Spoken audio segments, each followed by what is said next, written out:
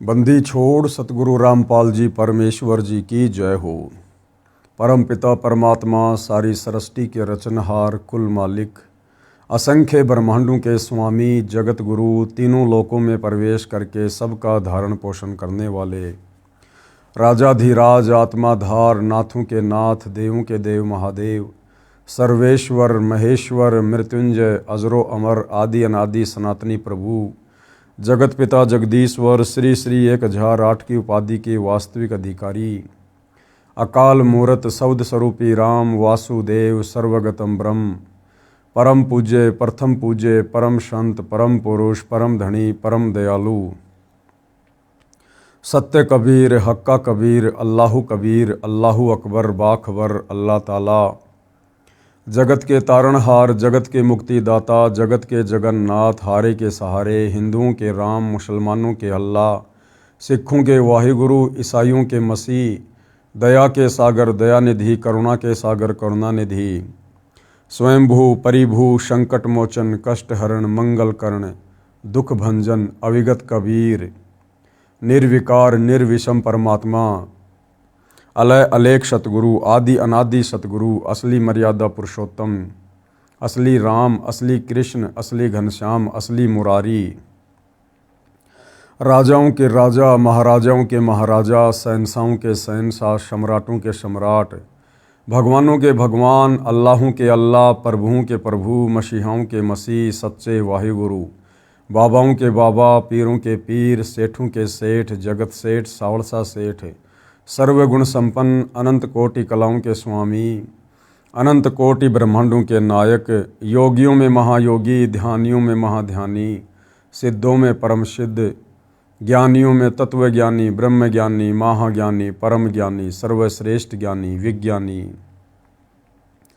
युवा कबीर समर्थ कबीर असंवात अमित ओझा सच्चे रहनुमा करीम अल्लाह सुभान अल्लाह दुनिया के अंतिम पैगंबर 8 सितंबर 1951 से गांव धनाना जिला सोनीपत हरियाणा भारतवर्ष की पावन भूमि पे प्रकट रियल कल की भगवान श्री नारायण साकार हरि श्री बाबा साहेब नूर अनंत परमात्मा सच्चे दरवेश सच्चे बाखबर संत श्रोमणी सतगुरु रामपाल जी परमेश्वर जी के चरण कमल में साध संगति से जुड़े हुए देश विदेश से आप और हम सभी सत्सेवक भाई बहनों का अनंत कोटि दंडवत प्रणाम। सत्साई भाई और बहनों, बहुत बड़ी दया बहुत बड़ी मेहर पूज्य गुरुदेव भगवान की परमेश्वर रामपाल जी की, जिनके शुभ आशीर्वाद से विशेष आशीर्वाद से पूरे विश्व के मानव समाज को विशेषकर हिंदू समाज से जुड़े श्रद्धालुओं को परमपिता परमेश्वर जी के विषय में भक्ति मार्ग के विषय में वो सब कुछ जानने सुनने और समझने को मिल रहा है जिसके लिए ये आत्माएं सदियों से तड़प रही थी। क्योंकि हमारे ज्ञानहीन धर्मगुरु तत्व ज्ञान के अभाव में आप और हमसे शास्त्र विरुद्ध साधना ही करवाते आ रहे हैं, जिसके चलते धर्मगुरु भी धोखे में काल के षड्यंत्र में और धर्मगुरुओं के पीछे आंख बंद करके चलने वाले अंध श्रद्धालु भी धोखे में काल के जाल में।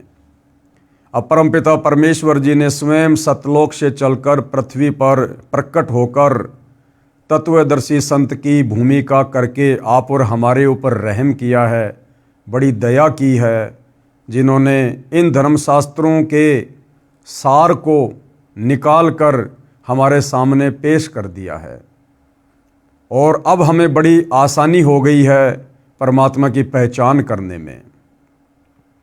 पहले हम जिस भक्ति को पहाड़ से भी कठिन माना करते थे, आज उस भक्ति को और उन धर्मशास्त्रों को जो हमारे लिए पहेलियां बनी हुई थी, आज सतगुरु रामपाल जी ने पहली कक्षा का कायदा बना दिया है, हमें उंगलियों पर रटवा दिया है।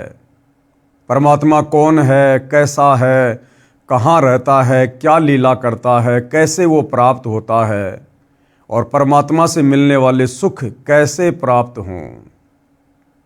साथ में परमेश्वर ने शास्त्र विरुद्ध साधना के अंतर्गत जो हम पहले श्री ब्रह्मा श्री विष्णु श्री शंकर जी को परमात्मा मानकर सर्वेश्वर महेश्वर स्वयंभू मानकर भक्ति किया करते थे, जिस भक्ति के कारण हमें किसी प्रकार का कोई भी आध्यात्मिक लाभ प्राप्त नहीं हो रहा था, हमें किसी भी प्रकार से सुख की प्राप्ति नहीं हो रही थी, शरीर में रोग है तो बढ़ता ही जा रहा था। अब परमेश्वर ने दया करी, हमें सतभक्ति मार्ग वाली गति प्रदान की, जिसके चलते हमारे वो सांसारिक कार्य भी बड़ी आसानी से सुलभ हो रहे हैं। तो भाइयों और बहनों, ऐसे परमपिता परमेश्वर जी की भक्ति करने में हमने किसी भी प्रकार की कोई भी आनाकानी या आलस्य नहीं करना चाहिए, क्योंकि इस समर्थ परमात्मा कबीर देव की भक्ति हमें युगों युगों उपरांत नसीब होती है। तो भाइयों और बहनों, अपने कर कमल से पवित्र पुस्तक हिंदू साहिबान नहीं समझे गीता वेद पुराण, इसकी रचना करके गुरुदेव भगवान ने परमात्मा चाहने वाली आत्माओं पर बहुत बड़ा उपकार किया है। और निसंदेह भगत समाज इस पुस्तक को पढ़कर अथवा सतगुरु रामपाल जी के तत्व ज्ञान युक्त सत्संगों को सुनकर उनकी शरण ग्रहण करके अध्यात्म से जुड़कर और समस्त प्रकार के लाभ व सुख भी प्राप्त कर रहा है। तो भाइयों और बहनों, अब हम इसी दिशा में आगे बढ़ते हैं, क्योंकि पहले के वीडियो में हमने बहुत कुछ समझा है कि वास्तव में पूजा के योग्य परमात्मा कौन है, धार्मिक अनुष्ठानों में इष्ट मानकर पूजने योग्य परमात्मा कौन है, अध्यात्म में ब्रह्मा विष्णु महेश की स्थिति क्या है, इनके पिता काल ब्रह्म की स्थिति क्या है, दुर्गा जी की स्थिति क्या है, अन्य देवी देवताओं की पूजा सहायक है या हानिकारक है, कर्मकांड पाखंड पूजा इसका भक्ति मार्ग में क्या औचित्य है, ये तमाम प्रकार की जानकारी हम प्राप्त कर चुके हैं। और वह सर्वश्रेष्ठ परमात्मा कौन है जो तीनों लोकों में प्रवेश करके सबका धारण पोषण करता है, एकमात्र उसी की भक्ति करनी चाहिए। ये सारी बातें भाइयों और बहनों हमने सतगुरु रामपाल जी के सत्संग सुनकर व उनके कर कमल से लिखित पुस्तकों को पढ़कर समझ लिया है। अब हमारे लिए भक्ति मार्ग की राह बड़ी आसान हो गई है। अब आज के इस वीडियो में जो 24वें नंबर का वीडियो है, हम ये जानेंगे कि वह परमपिता परमात्मा कबीर साहिब सतलोक से चलकर गति करके अच्छी आत्माओं को तत्व ज्ञान देने के मकसद से जब कलयुग में धरती पर प्रकट होते हैं तो परमेश्वर क्या लीला करते हैं और कैसे अपना तत्व ज्ञान अपनी आत्माओं तक पहुंचाते हैं, और वर्तमान कलयुग में परमात्मा भारतवर्ष की पवित्र भूमि पर किस नगर में किस शहर में प्रकट हुए और परमेश्वर ने अपनी लीला की। तो पवित्र पुस्तक हिंदू साहिबान नहीं समझे गीता वेद पुराण, पेज नंबर 324, कबीर परमेश्वर जी का कलयुग में अवतरण। लेखक यानी सतगुरु रामपाल जी के शब्दों में, बंदी छोड़ कबीर परमेश्वर जी ने द्वापर युग में अपने प्रिय शिष्य सुदर्शन वाल्मीकि जी को शरण में लिया था। भगत सुदर्शन जी के माता पिता ने परमेश्वर कबीर जी के ज्ञान को स्वीकार नहीं किया था। यानी कल के वीडियो में हमने जो कथा सुनी थी पांडवों के यज्ञ वाली, जिसमें स्वयं कबीर परमात्मा जो कि द्वापर युग में करुणा में ऋषि के नाम से प्रकट थे, जिन्होंने अपने प्रिय शिष्य भगत सुदर्शन सुपच का रूप बनाकर पांडवों की यज्ञ सफल की थी, उनका शंख बजाया था। तो द्वापर युग में उसी सुपच सुदर्शन के माता पिताजी ने परमेश्वर कबीर जी की भक्ति को स्वीकार नहीं किया था, जिनके नाम थे, पिताजी का नाम भिखुराम तथा माताजी का नाम सुखवंती। जिस समय दोनों माता तथा पिता शरीर त्याग गए तो भगत सुदर्शन जी अत्यंत व्याकुल रहने लगे। देखो भाइयों और बहनों, इन कथाओं से हमने शिक्षा लेनी है।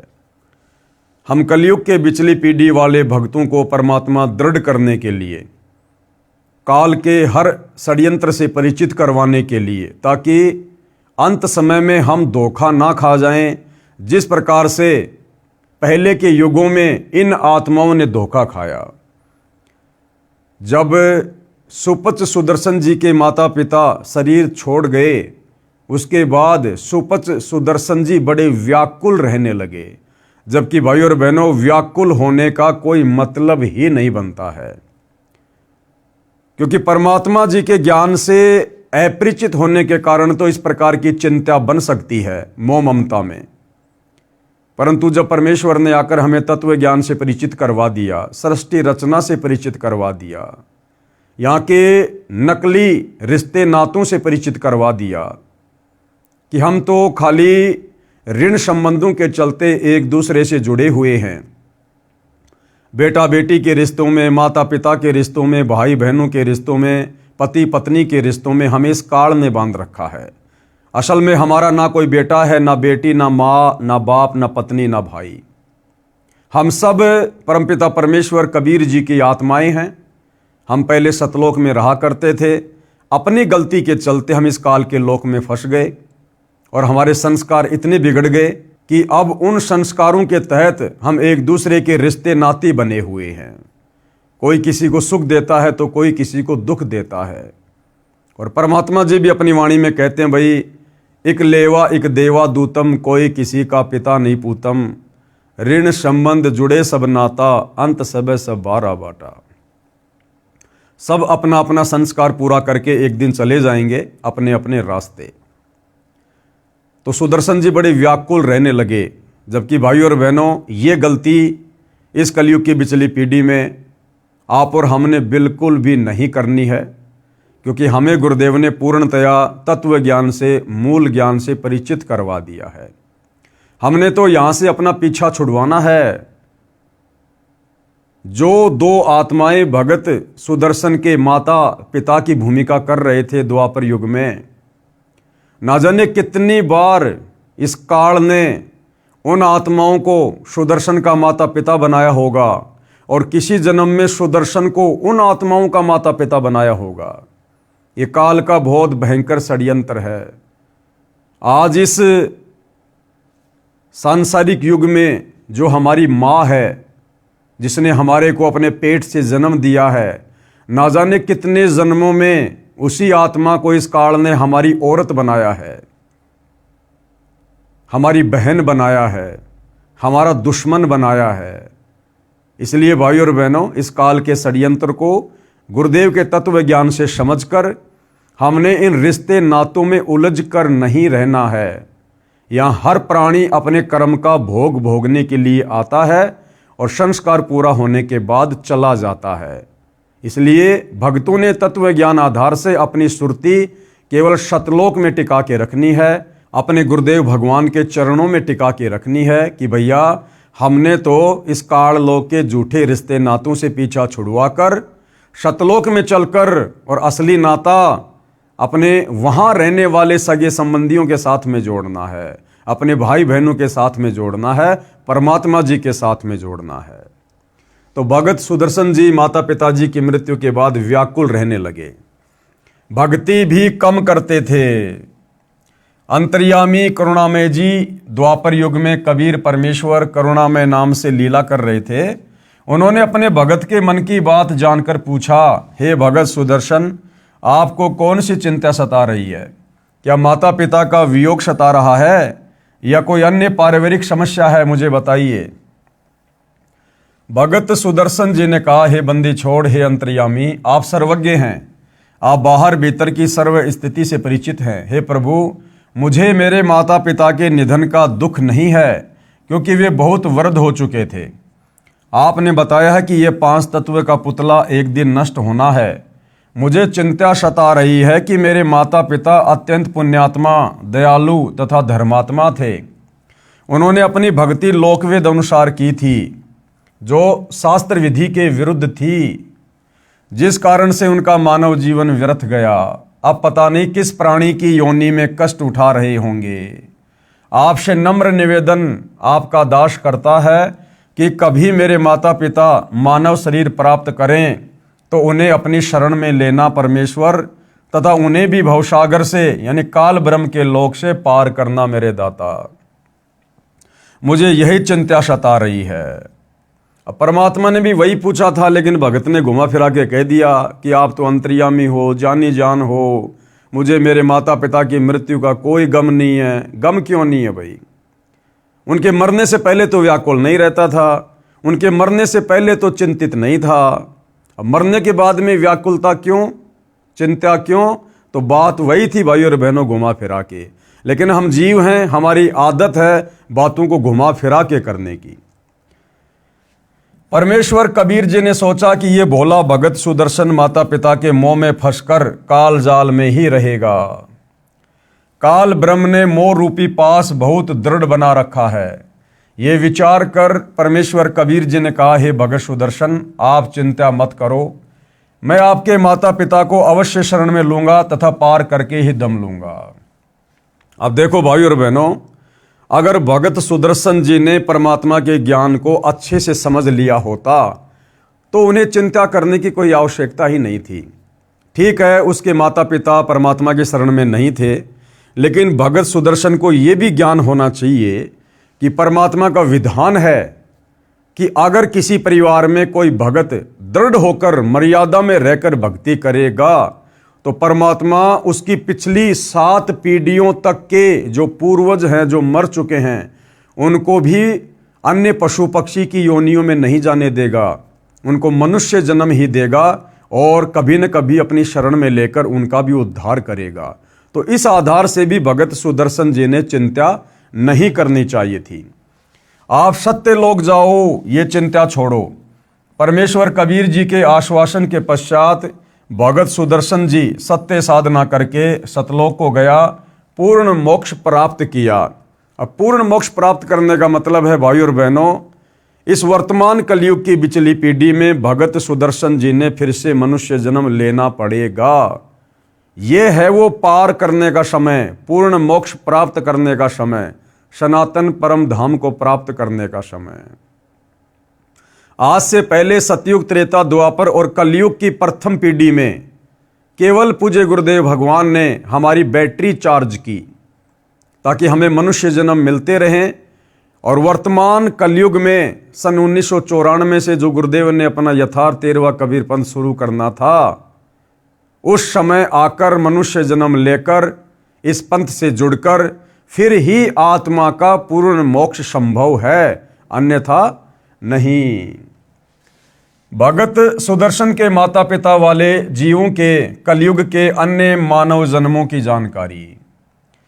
अब भगत सुदर्शन के जो माता पिताजी थे द्वापर में, भिखू राम जी और सुखवंती जी, आगे चलकर उनको और कहां कहां मनुष्य जन्म प्राप्त हुए और वही आत्माएं कलयुग की प्रथम पीढ़ी में, यानी जब 650 साल पहले कबीर परमात्मा जी आए थे बनारस के, काशी के लहरतारा तालाब में कमल के विकसित फूल पर शिशु रूप में, तो जो नीरू और नीमा थे जो परमात्मा को उठाकर घर ले गए थे, वो नीरू और नीमा द्वापर युग वाले भगत सुदर्शन जी के माता पिता ही थे, यानी भिखू और सुखवंती वाली आत्माएं ही थी जो परमेश्वर जी ने सुदर्शन जी से वायदा किया था कि मैं तेरे माता पिता को शरण में अवश्य लूंगा।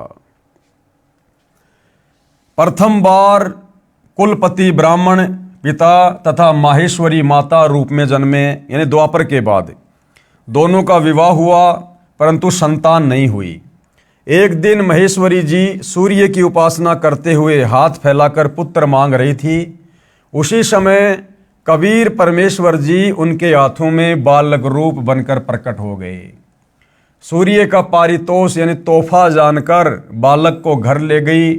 वे बहुत निर्धन थे, उनको प्रतिदिन 1 तोड़ा सोना परमात्मा के बिछोने के नीचे मिलने लगा। ये भी उन्होंने सूर्य देव की कृपा माना। 5 वर्ष की आयु का होने पर उनको भक्ति बताई, यानी जब परमात्मा लीलामय रूप से 5 वर्ष के हुए तो सुदर्शन जी के माता पिता को जो प्रथम मनुष्य जन्म मिला था, तो उन्होंने 5 वर्ष की आयु में अपने मुंह बोले माता पिताजी को भक्ति बताई। परंतु बालक जानकर उनको परमात्मा की एक बात पर भी विश्वास नहीं हुआ। उस जन्म में उन्होंने परमात्मा को नहीं पहचाना, जिस कारण से परमेश्वर कबीर जी बालक रूप अंतर ध्यान हो गए। दोनों पति पत्नी पुत्र मोह में व्याकुल हुए। परमात्मा की सेवा के फलस्वरूप उनको अगला जन्म भी मानव का मिला, क्योंकि परमात्मा ने भगत से वायदा किया था। चंदवारा शहर में पुरुष का नाम चंदन तथा स्त्री का नाम उर्धा था। ब्राह्मण कुल में जन्म हुआ। दोनों निसंतान थे। इस जन्म में भी दोनों निसंतान। एक दिन उर्धा सरोवर पर स्नान करने गई। वहां कबीर परमेश्वर जी कमल के फूल पर शिशु रूप धारण करके विराजमान हुए। उर्धा बालक कबीर को उठाकर घर ले गई। लोकलाज के कारण चंदन ने पत्नी से कहा कि इस बालक को जहां से लाई थी वहीं छोड़कर आ जा, कुल के लोग मजाक करेंगे। दोनों पति पत्नी परमात्मा को लेकर जल में डालने चले तो परमात्मा उनके हाथों से गायब हो गए। दोनों बहुत व्याकुल हुए। परमात्मा का पारितोष न लेने के भय से सारी आयु रोते रहे। अगला जन्म भी मानव का हुआ। यानी भाइयों और बहनों, जिसके वियोग में रोओगे, चिंतित रहोगे, वही प्राप्त होगा। जिस प्रकार द्वापर युग के बाद सुदर्शन जी के माता पिता भिक्षु और सुखवंती का जन्म एक ब्राह्मण परिवार में हुआ। दोनों का संबंध आपस में पति और पत्नी का, संतान नहीं थी। फिर उनको परमात्मा जी मिले, लेकिन उन्होंने परमात्मा को ना पहचान कर उनकी एक भी बात को स्वीकार नहीं किया। जब परमात्मा 5 वर्ष की आयु के बाद उनको भक्ति समझाने लगे, उसके बाद परमात्मा अंतर्ध्यान हो गए, गायब हो गए। अपने उस पुत्र के वियोग में आजीवन दोनों चिंतित रहे, व्याकुल रहे। अब वो पुत्र कौन था? परमात्मा। सारी जिंदगी वो किसकी याद में रोए? उसी बालक रूप परमात्मा की याद में। तो अगले जन्म में भाइयों और बहनों वही परमात्मा उनको फिर से मिले। क्यों? क्योंकि वो जिसके वियोग में रो रहे थे, जिसकी चिंता में रो रहे थे, इस काललोक के विधान अनुसार उनको वही प्राप्त होता है। गीता अध्याय 8 श्लोक नंबर 6 की अर्जुन, अंत समय में यह प्राणी शरीर त्यागते समय जिस भी भाव में भावित होता है उसका वही जन्म होता है। तो परमात्मा के वियोग में रोए तो अगले जन्म में भी उनको मनुष्य जन्म मिला। और इसी प्रकार से एक तालाब पर कमल के विकसित फूल पर वही कबीर परमात्मा उनको फिर से बालक रूप में मिले, शिशु रूप में मिले। और उस मनुष्य जन्म में भी उन्होंने परमात्मा को नहीं पहचाना। यानी उसकी पत्नी जो सरोवर से परमात्मा को लेकर आई थी, तो उसके पति ने कहा लोकलाज के कारण कि जहां से लाई है वहीं छोड़ के आ जा। तो दोनों वापस वहीं परमात्मा को छोड़ने गए तो परमात्मा उनके हाथों से गायब हो गए, अंतर्ध्यान हो गए। फिर पूरी जिंदगी वो परमात्मा के वियोग में रोए। और भाइयों और बहनों, परमात्मा के वियोग में रोने के कारण फिर अगला जन्म भी उनको स्त्री और पुरुष का मिला, कलयुग के प्रथम चरण में नीरू और नीमा का। और वही परमात्मा फिर से उनको मिला और परमेश्वर ने उनको निमित्त बनाकर अपनी परवरिश करवाई। यानी भाइयों और बहनों, हम जिसके वियोग में व्याकुल रहेंगे, चिंतित रहेंगे, हमें वही प्राप्त होगा। तो बहुत गहरी शिक्षा है भाइयों और बहनों। अब हम भक्तों को परमात्मा ने तत्व ज्ञान देकर इस गंदे लोक की वास्तविकता से, इस काल लोक की सच्चाई से, यहाँ के झूठे रिश्ते नातों की सच्चाई से हमें परिचित करवा दिया है। इसलिए हमने यहाँ की किसी भी नश्वर संपत्ति के मोह में, यहाँ के क्षणभंगुर बेटा बेटी भाई बंधु रिश्तेदारों के मोह में या अन्य भौतिक वस्तुओं के मोह में व्याकुल नहीं रहना, चिंतित नहीं रहना। हमने चिंतित रहना है केवल अपने मोक्ष को लेकर कि हे भगवान, मेरा मोक्ष नहीं हुआ तो क्या होगा। हमने चिंतित रहना है अपने पूज्य गुरुदेव भगवान को लेकर कि हे गुरुदेव, यदि आपकी प्राप्ति नहीं हुई, यदि मेरी भक्ति सफल नहीं हुई, मुझे सतलोक की प्राप्ति नहीं हुई तो क्या होगा मालिक। तो भाइयों और बहनों, जिसकी हम चिंता करेंगे अंत समय में परमात्मा हमें वहीं ले जाकर बैठा देगा। कथा इस प्रकार है। भगत सुदर्शन वाल्मीकि के माता पिता वाले जीवों को कलयुग में तीसरा भी मानव शरीर प्राप्त हुआ। भारतवर्ष के काशी शहर में सुदर्शन के पिता वाले जीव ने एक ब्राह्मण के घर जन्म लिया तथा गौरी शंकर नाम रखा, जो आगे चलकर नीरू कहलाया। तथा सुदर्शन जी की माता वाले जीव ने भी एक ब्राह्मण के घर कन्या रूप में जन्म लिया तथा सरस्वती नाम रखा, जो आगे चलकर नीमा कहलाई। युवा होने पर दोनों का विवाह हुआ।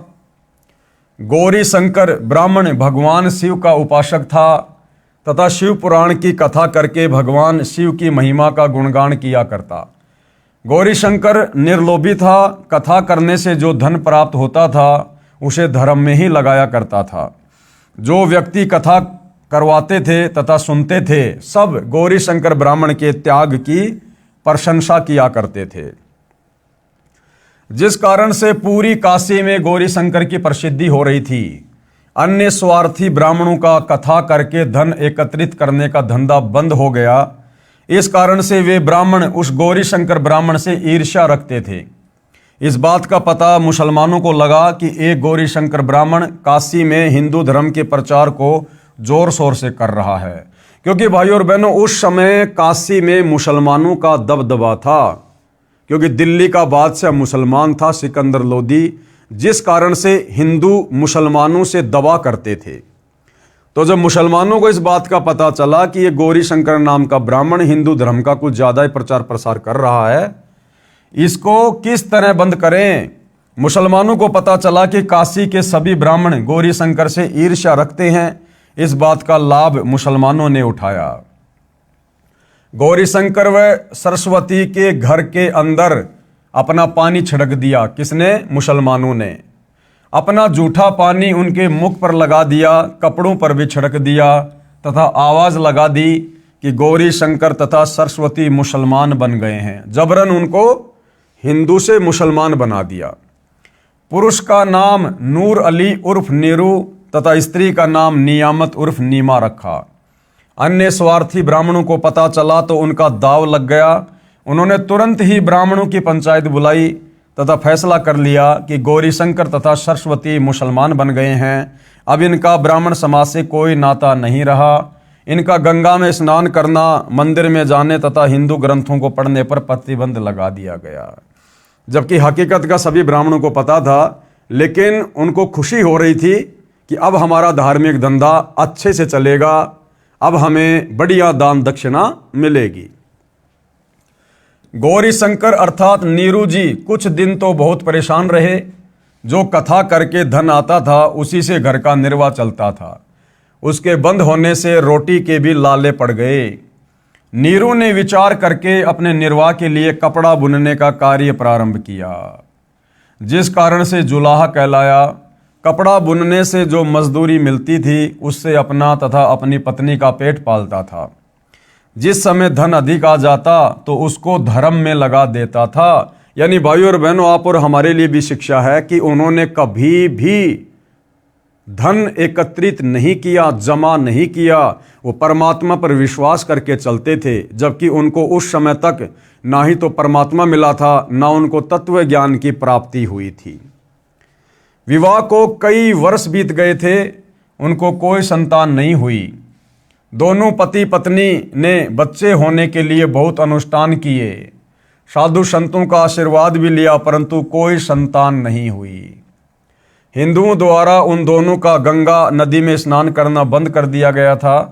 उनके निवास स्थान से लगभग 4 किलोमीटर दूर एक लहर तारा नामक सरोवर था, जिसमें गंगा नदी का ही जल लहरों के द्वारा नीची पटरी के ऊपर से उछल कर आता था, इसलिए उस सरोवर का नाम लहर तारा पड़ा।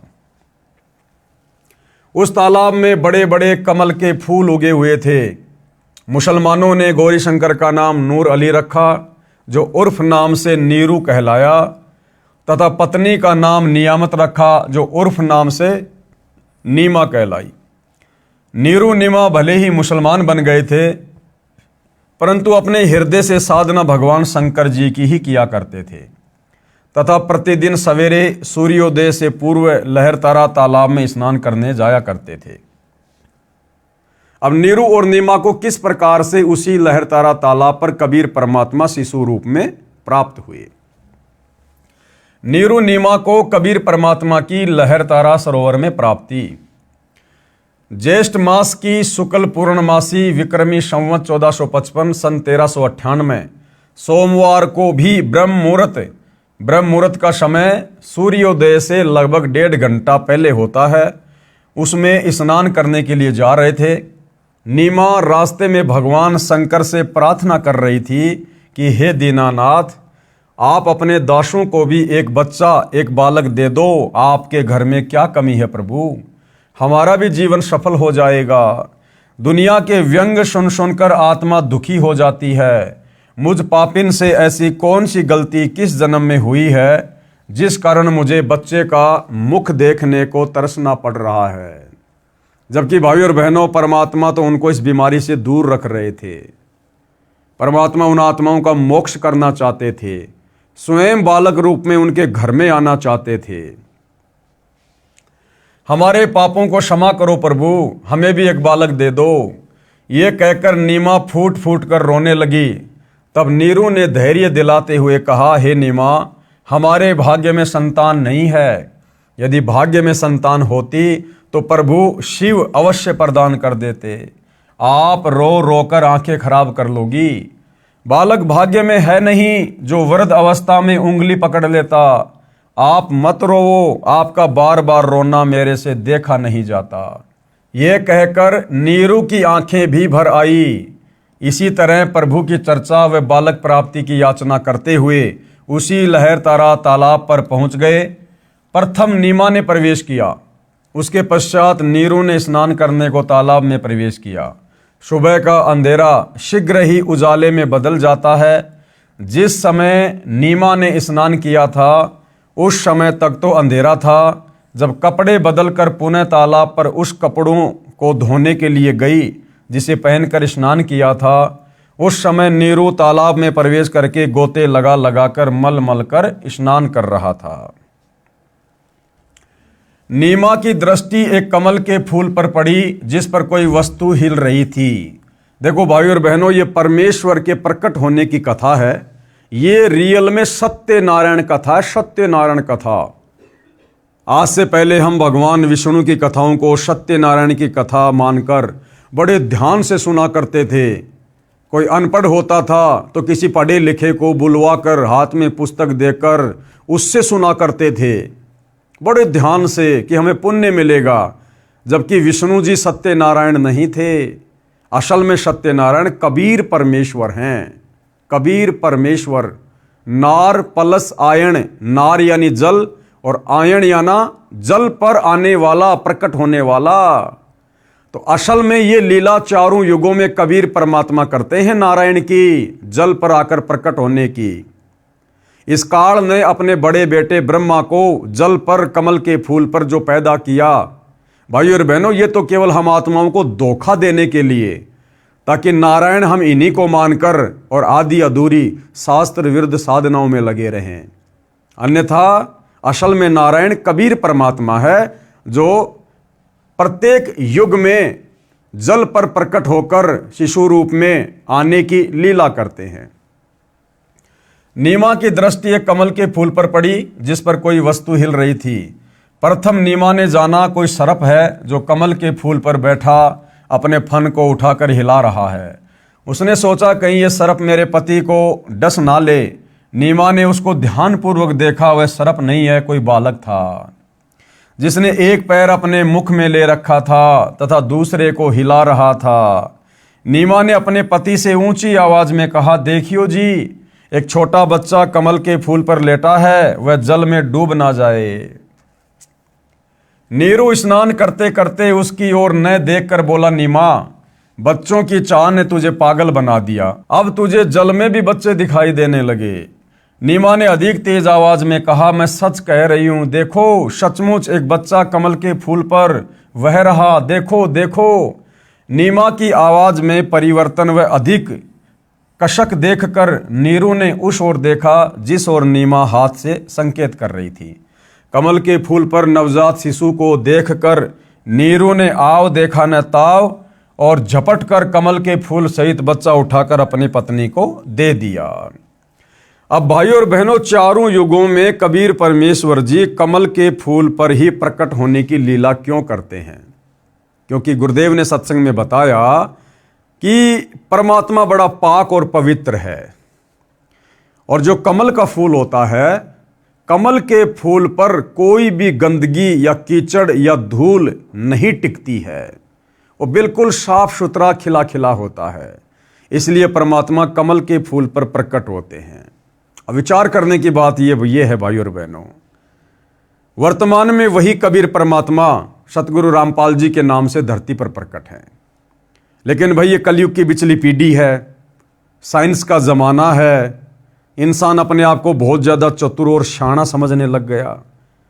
अब यदि वो परमात्मा इस कलयुग की बिचली पीढ़ी में वैसी ही लीला करें जो लीला उन्होंने 650 साल पहले की थी कमल के फूल पर आने की, तो भाइयों और बहनों, वर्तमान में कोई भी व्यक्ति सतगुरु रामपाल जी को परमात्मा के रूप में स्वीकार नहीं करेगा। क्योंकि इस नकली विज्ञान ने, साइंस ने हमारे दिमाग के पर्दे बंद कर रखे हैं। हमें अज्ञानता का काला चश्मा पहना रखा है, अध्यात्म से कोसों दूर करके। और हम क्या कहेंगे कि इम्पॉसिबल, ऐसा हो ही नहीं सकता कि मां के गर्भ के बिना कोई भी ऐसे कमल के फूल पर प्रकट हो जाएगा। ऐसा बिल्कुल नहीं हो सकता है, साइंस के नियमों के खिलाफ है। और हम सतगुरु रामपाल जी को कोई तांत्रिक मान लेते, कोई सेवड़ा मान लेते, कोई जादूगर मान लेते, या अन्य कोई प्रेत आत्मा मान लेते। लेकिन भगवान के रूप में वर्तमान में अगर वो उसी प्रकार की लीला करके प्रकट हों, तो कोई भी उनको परमात्मा के रूप में स्वीकार नहीं करता। ये परमात्मा को पहले से पता था। इसलिए परमात्मा ने वर्तमान में अपने प्रकट होने की लीला को दूसरा रूप दे दिया। कैसा? जैसे कि आदरणीय गरीबदास जी 350 साल पहले शिशु रूप में सतलोक से चलकर प्रकट हुए। सांसारिक दिखावे में उन्होंने मुंह बोला माता पिता बनाया। इसी प्रकार से वर्तमान में सतगुरु रामपाल जी प्रकट हुए हैं। भाइयों और बहनों, हमारी चरम दृष्टि का ये धोखा है। ये बात हमें उनके तत्व ज्ञान से समझ में आएगी कि कबीर परमात्मा ही तत्वदर्शी संत की भूमिका करता है। दूसरा सृष्टि में कोई तत्वदर्शी संत हो ही नहीं सकता। सारी सृष्टि में एकमात्र जगत गुरु कबीर परमात्मा ही होते हैं, और वर्तमान में एकमात्र जगत गुरु धरती पर सतगुरु रामपाल जी हैं, तो ये स्वयं कबीर परमात्मा है। तो किसी मां के गर्भ से जन्म लेकर आने का तो कोई मतलब ही नहीं होता, ये तो स्वयंभू परमात्मा है। हाँ, हमारी चरम दृष्टि को धोखा देने के लिए लीला परमात्मा जो मर्जी करे, तो वही लीला परमेश्वर ने की। आप और हमें लगता है, दुनिया की नज़रों में ऐसा प्रतीत होता है जैसा वो माँ के गर्भ से आए हैं, परंतु भाइयों और बहनों, ये हमारी चरम दृष्टि का धोखा है। जो परमात्मा इस धरती पर भी सतलोक से चलकर और कमल के फूल पर प्रकट होते हैं, क्योंकि कमल के फूल पर गंदगी नहीं टिकती, तो बोला वही कबीर परमात्मा सतगुरु रामपाल जी एक मां के गर्भ से जन्म लेकर गंदगी में जेर से लिपटकर भला बाहर क्यों आएंगे? तो भाइयों और बहनों, इस बात को भी वही आत्माएं समझ पाएंगी, इस लीला को वही आत्माएं समझ पाएंगी जो आत्माएं युगों युगों से भक्ति धन से सराबोर होंगी, जिनके भक्ति संस्कार मजबूत होंगे, और जो संकेतों में परमेश्वर की हर बात को समझने के योग्य होंगी। अन्यथा लोग शौपन में भी विश्वास नहीं कर सकते कि सतगुरु रामपाल जी माँ के गर्भ से जन्म ना लेकर अपनी लीला के तहत हमारी चरम दृष्टि को धोखा देते हुए प्रकट हुए होंगे। तो परमात्मा जी कमल के फूल पर प्रकट हुए, और नीरू और नीमा उनको वहां से उठाकर अपने घर ले गए। नीमा ने परमेश्वर कबीर जी को सीने से लगाया, मुख चूमा, पुत्रवत प्यार किया। जिस परमेश्वर की खोज में ऋषि मुनियों ने जीवन भर शास्त्र विधि विरुद्ध साधना की, उन्हें नहीं मिला, वही परमेश्वर भक्तमती नीमा की गोद में खेल रहा था। जिस शांतिदायक परमेश्वर को आनंद की प्राप्ति के लिए प्राप्त करने की इच्छा से साधना की जाती है, वही परमेश्वर नीमा के हाथों में सीने से लगा हुआ था। उस समय जो शीतलता व आनंद का अनुभव भगतमती नीमा को हो रहा था उसकी कल्पना ही की जा सकती है। नीरू स्नान करके जल से बाहर आया। नीरू ने सोचा यदि हम इस बच्चे को नगर में ले जाएंगे तो शहरवासी हम पर शक करेंगे, सोचेंगे कि ये किसी के बच्चे को चुरा कर लाए हैं, कहीं हमें नगर से निकाल ना दें। इस डर से नीरू ने अपनी पत्नी से कहा, नीमा इस बच्चे को यहीं छोड़ दे, इसी में अपना हित है। नीमा बोली, हे पतिदेव, यह भगवान शंकर का दिया खिलौना है। इस बच्चे ने पता नहीं मुझ पर क्या जादू कर दिया है कि मेरा मन इस बच्चे के वश हो गया है। अब भाई ये परमात्मा तो सबसे बड़ा जादूगर है, मैं इस बच्चे को नहीं त्याग सकती। नीरू ने नीमा को अपने मन की बात से अवगत करवाया, बताया कि ये बच्चा नगरवासी हमसे छीन लेंगे, पूछेंगे कहाँ से लाए हो, हम कहेंगे लहर तारा तालाब में कमल के फूल पर मिला है, हमारी बात पर कोई भी विश्वास नहीं करेगा, हो सकता है वे हमें नगर से भी निकाल दें। तब नीमा ने कहा, मैं इस बालक के साथ देश निकाला भी स्वीकार कर लूंगी, परंतु इस बच्चे को नहीं त्याग सकती। मैं अपनी मृत्यु को भी स्वीकार कर लूंगी, परंतु इस बच्चे से भिन्न नहीं रह सकूंगी। नीमा का हठ देखकर नीरू को क्रोध आ गया तथा अपने हाथ को थप्पड़ मारने की स्थिति में उठाकर आंखों में आंसू भरकर करुणा भरी आवाज में बोला, नीमा, मैंने आज तक तेरी किसी भी बात को नहीं ठुकराया। ये जानकर कि हमारे कोई बच्चा नहीं है, मैंने तुझे पति तथा पिता दोनों का प्यार दिया है, तू मेरे नम्र स्वभाव का अनुचित लाभ उठा रही है। आज मेरी स्थिति को न समझकर अपने हठी स्वभाव से मुझे कष्ट दे रही है। विवाहित जीवन में नीरू ने प्रथम बार अपनी पत्नी की ओर थप्पड़ मारने के लिए हाथ उठाया था तथा कहा था कि या तो इस बच्चे को यहीं रख दे, वरना आज मैं तेरी बहुत पिटाई करूंगा। उसी समय नीमा के सीने से चिपके बालक रूपधारी परमेश्वर बोले, हे नीरू, आप मुझे अपने घर ले चलो, आप पर कोई आपत्ति नहीं आएगी। मैं शतलोक से चलकर तुम्हारे हित के लिए यहाँ आया हूँ। नवजात शिशु के मुख से उपरोक्त वचन सुनकर नीरू यानी नूर अली डर गया, कहीं यह कोई देव या पितर या कोई सिद्ध पुरुष न हो और मुझे श्राप दे दे। अब देखो भाइयों और बहनों, जब 650 साल पहले नीरू और नीमा जिन्होंने अपनी आंखों से कमल के फूल पर शिशु रूपधारी परमेश्वर कबीर को देखा, उठाया और परमात्मा ने शिशु रूप में ही उनको संदेशा भी दिया, उसके बावजूद भी उन्होंने परमेश्वर को ना पहचान कर क्या समझा, क्या कह रहे हैं, वो दोनों डर गए, कहीं ये कोई देव या पितर या कोई सिद्ध पुरुष ना हो और मुझे श्राप ना दे दे। तो बोलो, अगर वर्तमान कलयुग की बिचली पीढ़ी में, इस भयंकर कलयुग में, साइंस के ज़माने में, अगर सतगुरु रामपाल जी किसी तालाब में या जोहड़ में विकसित कमल के फूल पर प्रकट होने की लीला करते तो वर्तमान में भला उनको परमात्मा के रूप में कौन स्वीकार करता। इस डर से नीरू कुछ नहीं बोला, घर की ओर चल पड़ा। पीछे पीछे उसकी पत्नी परमेश्वर को प्यार करती हुई चल पड़ी। अब आगे की लीला। कबीर जी के सशरीर सत्यलोक से आने का साक्षी। सर्वप्रथम कबीर परमेश्वर जी को सतलोक से सशरीर शिशु रूप में आते हुए और उस लहर तारा तालाब में कमल के विकसित फूल पर प्रकट होते हुए किसने देखा था? कौन था साक्षी इस बात का? प्रतिदिन की तरह ज्येष्ठ मास की पूर्णमासी विक्रमी संवत 1455 1398 ईस्वी सोमवार को भी एक अष्टानंद नामक ऋषि, जो स्वामी रामानंद ऋषि जी के शिष्य थे, काशी शहर से बाहर बने तालाब लहर तारा तालाब के स्वच्छ जल में स्नान करने के लिए प्रतिदिन की तरह गए। ब्रह्म मुहूर्त का समय था। ब्रह्म मुहूर्त का समय सूर्योदय से लगभग 1.5 घंटा पहले का होता है। ऋषि अष्टानंद जी ने लहर तारा तालाब में स्नान किया। वे प्रतिदिन वहीं बैठकर कुछ समय अपनी पाठ पूजा किया करते थे।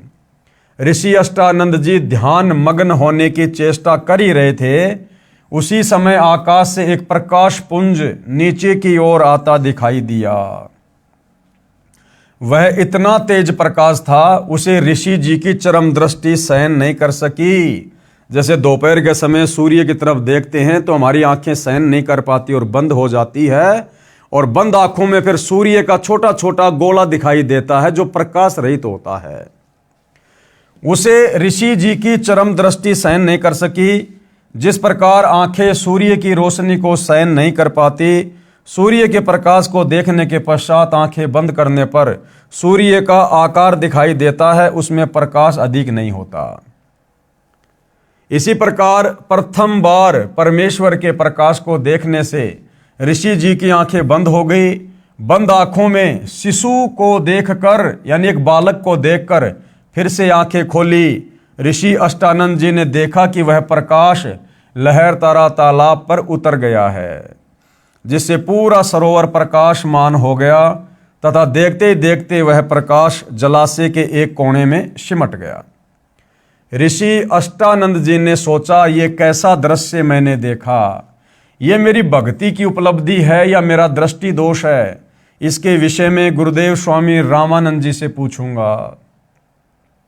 ये विचार करके ऋषि अष्टानंद जी अपनी शेष साधना को छोड़कर अपने पूज्य गुरुदेव के पास गए। स्वामी रामानंद जी को सर्व घटनाक्रम बताकर पूछा, हे गुरुदेव, ये मेरी भक्ति की उपलब्धि है या मेरी कोई भ्रमणा है? मैंने प्रकाश आकाश से नीचे की ओर आते देखा, जिसे मेरी आंखें सहन नहीं कर सकी। आंखें बंद हुई तो नवजात शिशु दिखाई दिया। पुनः आंखें खोली तो उस प्रकाश से पूरा जलाशय ही जगमगा गया। पश्चात वह प्रकाश उस तालाब के एक कोने में सिमट गया। मैं आपसे कारण जानने की इच्छा से अपनी साधना बीच में ही छोड़कर आया हूं। कृपया मेरी शंका का समाधान कीजिए। अब पंडित रामानंद जी को जैसा भी ज्ञान था, उन्होंने अपने शिष्य की शंका का समाधान किया। ऋषि रामानंद स्वामी जी ने अपने शिष्य अष्टानंद से कहा, हे ब्राह्मण, ये न तो तेरी भक्ति की उपलब्धि है, न आपका दृष्टि दोष ही है। इस प्रकार की घटनाएं उस समय होती है जब ऊपर के लोकों से कोई देव पुरुष पृथ्वी पर अवतार धारण करने के लिए आते हैं। वह किसी स्त्री के गर्भ में निवास करता है। क्या कह रहे हैं रामानंद जी? कि जिस समय ऊपर के लोकों से कोई देव पुरुष पृथ्वी पर अवतार धारण करने आते हैं और फिर क्या करते हैं, वह किसी स्त्री के गर्भ में निवास करते हैं। अब भाइयों और बहनों, पंडित रामानंद जी को केवल इतना ही ज्ञान था कि परमात्मा ब्रह्मा विष्णु महेश हैं, और जब ये अवतार धारण करते हैं, पृथ्वी पर आते हैं, तो ये भी किसी माँ के गर्भ में जो है जन्म लेकर ही आगे चलकर अपनी लीला करते हैं। उनको केवल इतना ही पता था। उनको ये नहीं पता था कि परमात्मा कभी किसी माँ के गर्भ से जन्म नहीं लेता, परमात्मा स्वयंभू होता है, परमात्मा परिभू है। उनको इस बात का नहीं पता था, जबकि वेदों को पढ़ा करते थे, गीता जी को पढ़ा करते थे, लेकिन परमात्मा की डेफिनेशन पंडित रामानंद जी को भी पता नहीं थी। तो उन्होंने अपने शिष्य से कहा कि ऊपर के लोक से कोई देव पुरुष आया है, अवतार धारण करेगा और किसी स्त्री के गर्भ में निवास करता है, फिर बालक रूप धारण करके नर लीला करके अपना अपेक्षित कार्य पूर्ण करता है। कोई देव पुरुष ऊपर के लोकों से आया है, वह काशी नगर में किसी के घर जन्म लेकर अपना प्रारब्ध पूरा करेगा। उपरोक्त वचनों द्वारा ऋषि रामानंद स्वामी जी ने अपने शिष्य अष्टानंद जी की शंका का समाधान किया। उन ऋषियों की यही धारणा थी, अब क्या कह रहे हैं गुरुदेव, उन ऋषियों की यही धारणा थी कि सर्व अवतार गण यानी सभी अवतार माता के गर्भ से ही जन्म लेते हैं। और उनका कहना, उनका सोचना सही भी था भाइयों और बहनों, क्योंकि 21 ब्रह्मांड के जितने भी भगवान हैं, जब वो अवतार लेते हैं तो माँ के गर्भ से ही लेते हैं। परंतु वो पूर्ण परमात्मा, सारी सृष्टि का सृजनहार, जब वो स्वयं पृथ्वी पर आता है तो वो अपना अवतार खुद ही होता है। वो किसी माँ के गर्भ से जन्म लेकर फिर लीला नहीं करता है। उन ऋषियों की यही धारणा थी कि सभी अवतार गण माता के गर्भ से ही जन्म लेते हैं। बालक को लेकर नीरू तथा नीमा अपने घर जुलाहा मोहल्ला कॉलोनी में आए, जिस भी नर व नारी ने नवजात शिशु रूप में परमेश्वर कबीर जी को देखा तो वह देखता ही रह गया। अब नीरू को जिस बात का डर था कि भैया नगर कॉलोनी वाले मोहल्ले वाले जब बालक को देखेंगे तो तरह तरह के हमसे सवाल करेंगे, ये बच्चा तू कहाँ से उठा के ले आया, तुम्हारे तो कोई बच्चा ही नहीं था, तू बताता क्यों नहीं, कहाँ से लाया है, तुम लोग चोरी भी करने लग गए हो, हम राजा से शिकायत करेंगे। नीरू तो ये सोच रहा था और कबीर परमेश्वर जी ने किसी के मन में ये बात आने भी नहीं दी कि ये बच्चा कहाँ से आया। परमेश्वर का शरीर अति सुंदर था, आंख जैसे कमल का फूल हो, घुंघराले बाल, लंबे हाथ, लंबी लंबी उंगलियां, शरीर से मानो नूर झलक रहा हो, क्योंकि भाइयों और बहनों कबीर परमात्मा सावंत दे थे। लंबे लंबे हाथ यानी सावंत दे। एक सत्संग में पूज्य गुरुदेव भगवान ने बताया कि आदरणीय गरीबदास जी जो 350 साल पहले आए थे वो भी सावंत दे थे। आदरणीय गरीबदास जी के दोनों हाथ घुटने से नीचे तक जाया करते थे। कबीर परमेश्वर जी भी सावंत दे थे। अब भाइयों और बहनों वर्तमान कलयुग है तो परमात्मा ने कलयुग के हिसाब से लीला करनी पड़ती है। अगर सतगुरु रामपाल जी वर्तमान में सावंत दे की लीला करते तो भाइयों और बहनों ना जाने लोग उनके विषय में क्या क्या विचार उत्पन्न कर लेते कि भैया इनके शरीर में कोई कमी है, क्योंकि लोग भूल गए सावंत दे क्या होता है। तो लोग क्या बोलते, पता नहीं क्या क्या विचार उत्पन्न कर लेते अपने मन में कि इनके माता पिताजी में कोई कमी थी जिस कारण से इनका शरीर ढंग से सेट नहीं हो पाया, बच्चा गर्भ में ठीक से नहीं जो है अपना विकास कर पाया, और देखो इनके शरीर में दोष है, इनको लंबे लंबे हाथ हो गए, ना जाने क्या क्या विचार अपने मन में उत्पन्न कर लेते। तो कलयुग के दूसरे चरण में वैज्ञानिक युग में परमात्मा जन साधारण की तरह ही लीला करते हैं। पूरी काशी नगरी में ऐसा अद्भुत बालक नहीं था, जो भी देखता वही अन्य को बताता कि नूर अली को एक बालक तालाब पर मिला है, आज ही उत्पन्न हुआ शिशु है। डर के मारे लोक लाज के कारण किसी विधवा ने डाला होगा। यानी भाइयों और बहनों परमात्मा ने नगर वासियों के दिलो दिमाग में उल्टी धारणा पैदा कर दी, क्योंकि परमात्मा समर्थ है भाइयों और बहनों। वो एक सेकंड में विचारों को चेंज कर सकते हैं, एक सेकंड में विचारों को वैसा का वैसा बना सकते हैं। तो सबके मन में क्या हुआ कि भैया लगता है किसी औरत ने इस बच्चे को जन्म देकर लोक लाज के कारण और वहाँ पर डाल दिया होगा, फेंक दिया होगा, और नीमा को ये बच्चा हाथ लग गया होगा, और अच्छा हुआ जो इस बच्चे को ले आए, वरना बच्चे की दुर्गति हो जाती। बालक को देखने के पश्चात उसके चेहरे से दृष्टि हटाने को दिल नहीं करता, आत्मा अपने आप खिंची जाती है। पता नहीं बालक के मुख पर कैसा जादू है, पूरी काशी परमेश्वर के बालक रूप को देखने को उमड़ पड़ी। स्त्री पुरुष झुंड के झुंड बनाकर मंगल गान गाते हुए नीरू के घर बच्चे को देखने को आए। बच्चे यानी कबीर परमेश्वर को देखकर कोई कह रहा था यह बालक तो कोई देवता का अवतार है, कोई कह रहा था ये तो साक्षात विष्णु जी ही आए लगते हैं, कोई कह रहा था ये भगवान शिव ही अपनी काशी नगरी को कृतार्थ करने को उत्पन्न हुए हैं, कोई कह रहा था ये तो किन्नर का अवतार है, कोई कह रहा था ये पितर नगरी से आया है। ये सर्व वार्ता सुनकर नीमा अप्रसन्न होकर कहती थी कि मेरे बच्चे के विषय में कुछ मत कहो, हे अल्लाह मेरे बच्चे की इनकी नज़र से रक्षा करना। तुमने कभी बच्चा देखा भी है या नहीं? ऐसे समूह के समूह मेरे बालक को देखने आ रहे हो। आने वाले स्त्री पुरुष बोले, हे नीमा हमने बालक तो बहुत देखे हैं परंतु आपके बालक जैसा नहीं देखा, इसलिए हम इसे देखने आए हैं। ऊपर अपने अपने लोकों से श्री ब्रह्मा जी, श्री विष्णु जी तथा श्री शिव जी भी झांक कर देखने लगे।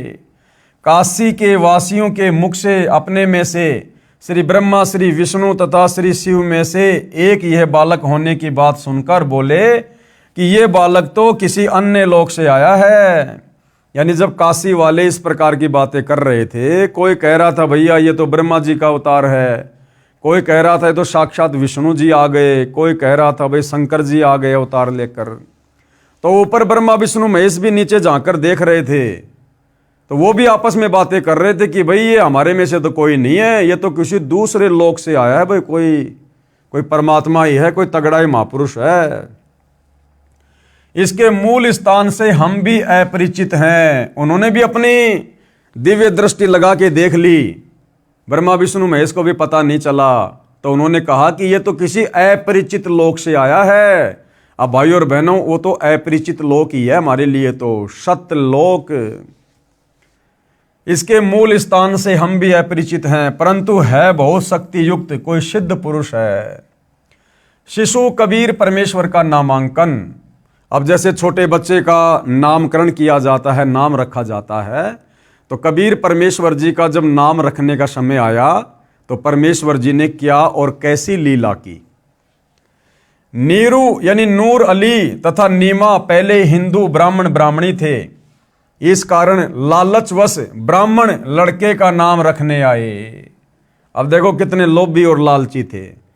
पहले तो बड़े खुश हुए जब मुसलमानों ने जबरदस्ती अपना पानी छिड़क कर उनको जबरन मुसलमान बना दिया।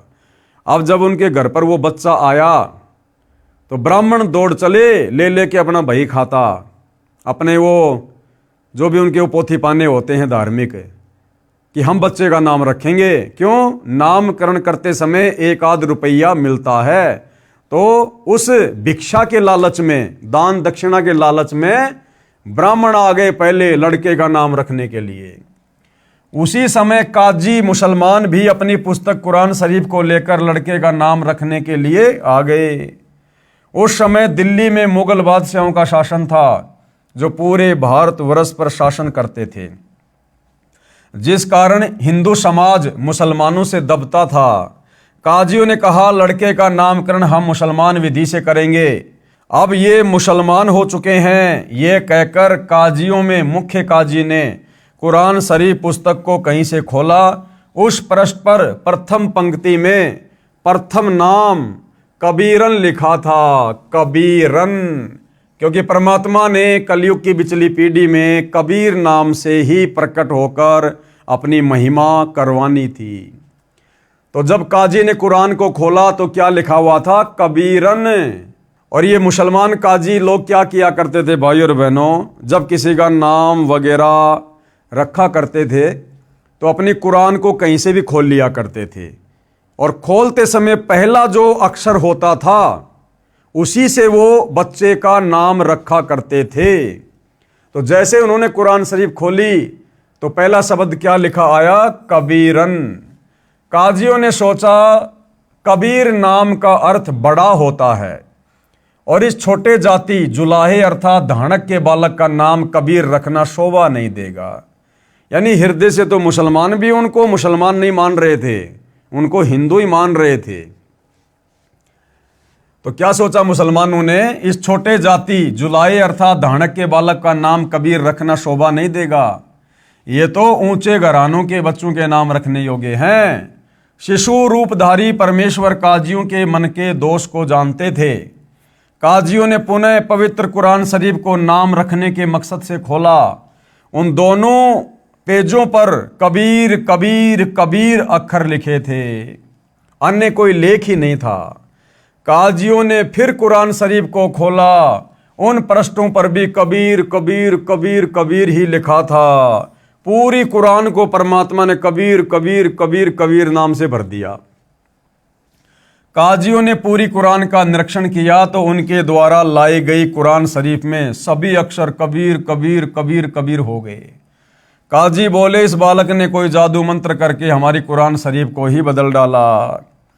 तब कबीर परमेश्वर शिशु रूप में बोले, हे काशी के काजियों, मैं कबीर अल्लाह अर्थात अल्लाहु अकबर हूँ, मेरा नाम कबीर ही रखो। काजियों ने अपने साथ लाई कुरान को वहीं पटक दिया तथा चले गए। बोले इस बच्चे में कोई प्रेत आत्मा बोलती है। अब भाइयों और बहनों, परमात्मा को पहचानना इतना आसान नहीं है। ऐसी ऐसी लीला कर दी भगवान ने। क्या किसी ने ऐसा चमत्कार किया था जो लिखे हुए अक्षरों को चेंज कर दे? उसके बावजूद भी इस काल प्रेरित हम काजियों ने, मुल्लाओं ने, पंडितों ने, ब्राह्मणों ने परमेश्वर जी को नहीं पहचाना। शिशु कबीर परमेश्वर द्वारा कंवारी गाय का दूध पीना। बालक कबीर को दूध पिलाने की कोशिश नीमा ने की तो परमेश्वर ने मुख बंद कर लिया। सर्व प्रयत्न करने पर भी नीमा तथा नीरू बालक को दूध पिलाने में असफल रहे। यानी घर लाकर जब कबीर परमेश्वर जी को, जो कि बालक रूप में थे, लीला कर रहे थे, नीरू और नीमा ने दूध पिलाने का प्रयत्न किया गाय का, लेकिन परमात्मा ने वो दूध नहीं पिया। उन्होंने बहुत सारा प्रयत्न किया। कभी परमात्मा मुंह को फेर लेते, कभी मुंह को बंद कर लेते, कभी वापस नीचे गिरा देते। वो दूध परमात्मा ने नहीं पिया। क्यों? क्योंकि भाइयों और बहनों, आप और हमने इसी पवित्र पुस्तक में देखा कि जब कबीर परमात्मा प्रत्येक युग की शुरुआत में एक पूरा जीवन शिशु रूप में लीला करते हैं तो परमेश्वर कंवारी गाय का दूध पीते हैं। जिस गाय को, जिस बछिया को कभी बैल ने टच ना किया हो, अभी अधन्या धेनव, यानी बिना धनाई गाय का परमात्मा दूध पीते हैं। तो परमात्मा ने वेदों में लिखी हुई अपनी उस लीला को भी सत्य साबित करना था, ताकि भगवान को पहचानने में हमें बड़ी आसानी हो कि ऐसी लीला किसने की है। अगर ब्रह्मा विष्णु महेश ने की है तो वो परमात्मा साबित होंगे, अगर रामकृष्ण ने की है तो वो परमात्मा साबित होंगे, अगर कबीर जी ने की है तो कबीर जी ही परमात्मा साबित होंगे। 25 दिन जब बालक को निराहार बीत गए तो माता पिता अति चिंतित हो गए। 24 दिन से नीमा तो रो रो कर विलाप कर रही थी, सोच रही थी ये बच्चा कुछ भी नहीं खा रहा है, यह मरेगा, मेरे बेटे को किसी की नजर लगी है। 24 दिन से लगातार नजर उतारने की विधि भिन्न भिन्न स्त्री पुरुषों द्वारा बताई प्रयोग करके थक गई।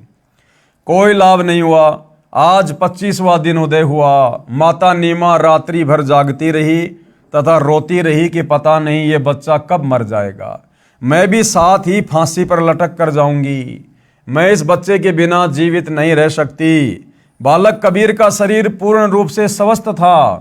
परमात्मा बिल्कुल हष्ट पुष्ट तथा ऐसे लग रहा था जैसे बच्चा प्रतिदिन 1 किलोग्राम एक सेर दूध पीता हो। परंतु नीमा को डर था कि बिना कुछ खाए पिए ये बालक जीवित रह ही नहीं सकता, ये कभी भी मृत्यु को प्राप्त हो सकता है। ये सोचकर फूट फूट कर रो रही थी। भगवान शंकर के साथ साथ निराकार प्रभु की भी उपासना तथा उससे भी की गई प्रार्थना जब व्यर्थ रही तो अति व्याकुल होकर रोने लगी।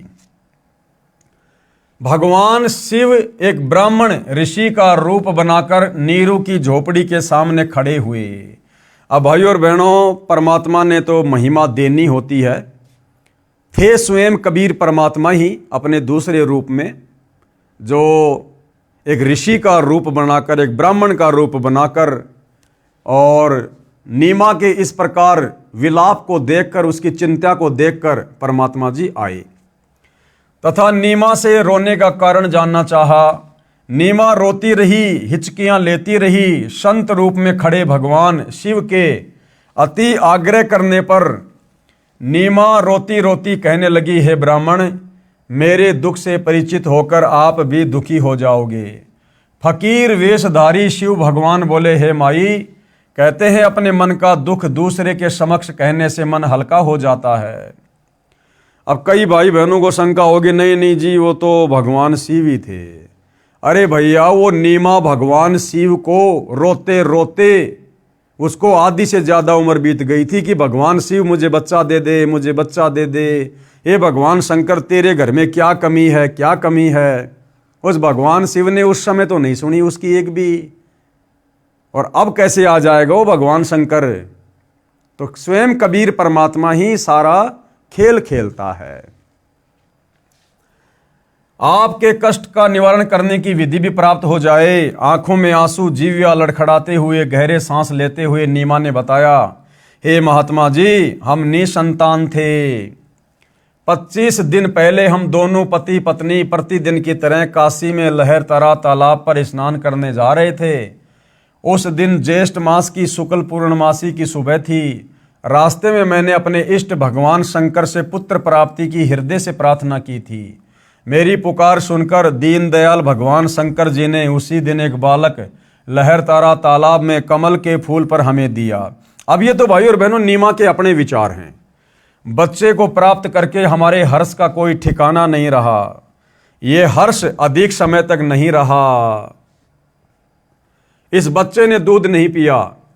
सब प्रयत्न करके हम थक चुके हैं। आज इस बच्चे को 25वां दिन है, कुछ भी आहार नहीं किया है। यह बालक मरेगा, इसके साथ ही मैं आत्महत्या करूंगी। मैं इसकी मृत्यु की प्रतीक्षा कर रही हूं। सारी रात्रि बैठकर तथा रो रो कर व्यतीत की है। मैं भगवान शंकर से प्रार्थना कर रही हूं कि हे भगवान, इससे अच्छा तो ये बालक ना देते। अब इस बच्चे में इतनी ममता हो गई है कि मैं इसके बिना जीवित नहीं रह सकूंगी। नीमा के मुख से सारी कथा सुनकर साधु रूपधारी भगवान शंकर ने कहा, आपका बालक मुझे दिखाइए। नीमा ने बालक को पालने से उठाकर ऋषि के समक्ष प्रस्तुत किया। दोनों प्रभुओं की आपस में दृष्टि मिली। भगवान शंकर जी ने शिशु कबीर जी को अपने हाथों में ग्रहण किया तथा मस्तिष्क की रेखाएं व हस्त रेखाएं देखकर बोले, नीमा, आपके बेटे की लंबी आयु है, ये मरने वाला नहीं है। देख कितना स्वस्थ है, कमल जैसा चेहरा खिला है। नीमा ने कहा, हे विप्रवर, बनावटी सांत्वना से मुझे संतोष होने वाला नहीं है। बच्चा दूध पिएगा तो मुझे सुख की सांस आएगी। 25 दिन के बालक का रूप धारण किए परमेश्वर कबीर जी ने भगवान शिव से कहा, हे भगवान, आप इन्हें कहो एक कंवारी गाय लाए। आप उस कंवारी गाय पर अपना आशीर्वाद भरा हस्त रखना, वह दूध देना प्रारंभ कर देगी। मैं उस कंवारी गाय का दूध पीऊंगा। वह गाय आजीवन बिना ब्याए अर्थात कुंवारी रहकर ही दूध दिया करेगी। उस दूध से मेरी परवरिश होगी। परमेश्वर कबीर जी तथा भगवान शंकर जी की 7 बार चर्चा हुई। शिवजी ने नीमा से कहा, आपका पति कहाँ है? नीमा ने अपने पति को पुकारा। वह भीगी आंखों से उपस्थित हुआ तथा ब्राह्मण को प्रणाम किया। ब्राह्मण ने कहा, नीरू, आप एक कंवारी गाय लाओ, वह दूध देगी। उस दूध को ये बालक पिएगा। नीरू कंवारी गाय ले आया तथा साथ में कुम्हार के घर से एक ताजा छोटा घड़ा यानी 4 किलोग्राम क्षमता का मिट्टी का पात्र भी लेकर आया। परमेश्वर कबीर जी के आदेश अनुसार विप्र रूपधारी शिव जी ने उस कंवारी गाय की पीठ पर हाथ मारा। जैसे थपकी लगाते हैं, गौ माता के थन लंबे लंबे हो गए तथा थनों से दूध की धार बह चली। नीरू को पहले ही वह पात्र थनों के नीचे रखने का आदेश दे रखा था। दूध का पात्र भरते ही थनों से दूध निकलना बंद हो गया। वह दूध शिशु रूपधारी परमेश्वर कबीर जी ने पिया। नीमा ने ब्राह्मण रूपधारी भगवान शिव के चरण लिए तथा कहा, आप तो साक्षात भगवान शिव के रूप हो। आपको भगवान शिव ने ही हमारी पुकार सुनकर भेजा है। अब देखो भाई और बहनों, एक और बहुत भयंकर काल का षड्यंत्र है आप और हम सभी जीवात्माओं को भ्रमित करने के लिए। इस काल ने अपने तीनों बेटों के जो नाम रखे हैं, ब्रह्मा, विष्णु और शिव, ये नाम भी भाई और बहनों कबीर परमात्मा के ही नाम हैं। ब्रह्मा यानी सारी सृष्टि को रचने वाला, उत्पन्न करने वाला, असल में वो ब्रह्मा भी सतगुरु रामपाल जी हैं। विष्णु का अर्थ आपने वेदों में देख लिया, कबीर परमात्मा जी के लिए है कि अग्ने तनुर असी विष्णवे तवा सोमस्य तनुर असी कबीर अंभारी असी बंभारी असी सवर ज्योति रितधाम आशी। यानी जो परमात्मा तीनों लोकों में प्रवेश करके सबका पालन पोषण करता है वह वास्तव में विष्णु है। और शिव यानी अविनाशी सत्य परमात्मा, तो वो भी कबीर परमात्मा ही है। दूसरा, इसने जो अवतार भेजे हैं उन अवतारों के नाम भी इस परमात्मा के नाम पर रख दिए ताकि दुनिया भ्रमित रहे। राम, असल में राम कौन है? कबीर परमात्मा है। कृष्ण, आप जब कृष्ण शब्द का अर्थ पढ़ेंगे देखेंगे तो पता चलेगा सर्वाधिक आनंद देने वाला। तो असल में वो कृष्ण भी कबीर परमात्मा ही है। तो भाई और बहनों, ये सारे के सारे नाम जो इस काल ने अपने अवतारों के रखे हैं, अपने इन तीनों पुत्रों ब्रह्मा विष्णु महेश के रखे हैं, या आगे चलकर ऋषि मुनियों ने सहस्त्रनामा बना दिया, विष्णु सहस्त्रनामा, शंकर जी के बहुत सारे नाम रख दिए। ये सारे नाम कबीर परमेश्वर जी की उपमात्मक पदवी के नाम है, जो इस काल ने हम जीवों को धोखा देने के लिए रखवा दिए हैं। हम निर्धन व्यक्ति आपको क्या दक्षिणा दे सकते हैं? हे विप्र, 24 दिनों से हमने कोई कपड़ा भी नहीं बुना है। विप्र रूपधारी भगवान शंकर बोले। अब देखो भाई और बहनों, ऐसे पता चलता है कि वो शंकर जी नहीं थे, उस साधु के रूप में स्वयं कबीर परमात्मा ही थे। तो जब नीरू नीमा ने कहा कि हे साधु जी, हम आपको क्या दक्षिणा दे सकते हैं, 25 दिन से हमने तो कोई काम धंधा भी नहीं किया, हम तो गरीब आदमी हैं। तो साधु रूप में परमात्मा क्या बोले, क्या वाणी बोली परमात्मा ने? उस वाणी से हमें पता चलेगा कि साधु रूप में वो कौन थे। साधु भूखा भाव का, धन का भूखा नहीं। जो कोई धन का भूखा, वो साधु भी नहीं। अब ये वाणी किसकी? कबीर परमेश्वर जी की। तो भाई और बहनों, स्वयं कबीर परमात्मा जी थे। इस वाणी को बोलकर फिर उन्होंने ये साबित कर दिया कि कोई शंकर वंकर जी नहीं थे, स्वयं कबीर परमात्मा ही थे। ये कहकर विप्र रूपधारी शिवजी ने वहां से प्रस्थान किया। विशेष वर्णन अध्याय ज्ञान सागर के पृष्ठ 74 तथा शवसम वेदबोध के पृष्ठ 134 पर भी है, जो इस प्रकार है, यानी कबीर सागर में लिखा हुआ है, कबीर सागर के ज्ञान सागर के पेज 74 पर। सुत काशी को ले चले, लोग देखन तहां आए, यानी नीरू और नीमा बालक रूपधारी कबीर परमेश्वर को अपने घर ले चले, तो काशी के लोग देखने के लिए आने लगे। अन्न पानी भक्षय नहीं, जुल्हा शोक जनाए। और 25 दिन तक परमात्मा ने कुछ भी अन्न पानी नहीं खाया। इस बात से दुखी होकर जुल्हा यानी नीरू और नीमा दोनों शोक मनाने लगे, दुखी हो गए। तब जुल्हा मन कीन तिवाना, रामानंद सो कहे उत्पाना। तो नीरू फिर पंडित रामानंद जी के पास गए इसका उपाय जानने के लिए, क्योंकि उस समय पंडित रामानंद जी काशी में सुप्रसिद्ध ब्राह्मण थे। मैं सुत पायो बड़ा गुणवंता, कारण कौन भखे नहीं संता। तो नीरू ने कहा रामानंद जी से कि मैंने बड़े भाग्य से जो है एक पुत्र को मैंने प्राप्त किया है। और क्या कारण है रामानंद जी कि वो बच्चा कुछ भी नहीं खा रहा, ना कुछ पी रहा। रामानंद ध्यान तब धारा, रामानंद जी ने अपनी दिव्य दृष्टि से देखा। जुल्हा से तब वचन उचारा। और नीरू से क्या कहा पंडित रामानंद जी ने? पूर्व जन्म ते ब्राह्मण जाति, कि भैया पहले के जन्म में तू कोई ब्राह्मण जाति में था, और हरि सेवा की नी बली बाती, और तूने भगवान की बहुत अच्छी सेवा की थी। कुछ सेवा तुम हरि की चूका, परंतु कहीं न कहीं तुम्हारे से भगवान की सेवा में चूक हो गई। ताते भयो जुल्हा का रूपा, जिस कारण से तेरे को धानक जाति में जन्म मिला है। पति प्रभु कह तोरी मान लीन्या, ताते उद्यान में शुद्ध हो दीन्या। लेकिन तेरी उस सेवा के बदले परमात्मा ने तुझे ऐसा गुणवान बच्चा दिया है। अब नीरू क्या कहने लगा? हे प्रभु, जस कीन्यो तस पायो, आरत हो तव दर्शन आयो। सो कहिए उपाय गुसाई, बालक शुदावंत कछु खाई। हे परमात्मा, वो तो ठीक है, आपने जैसा बताया वैसा मुझे मिल गया।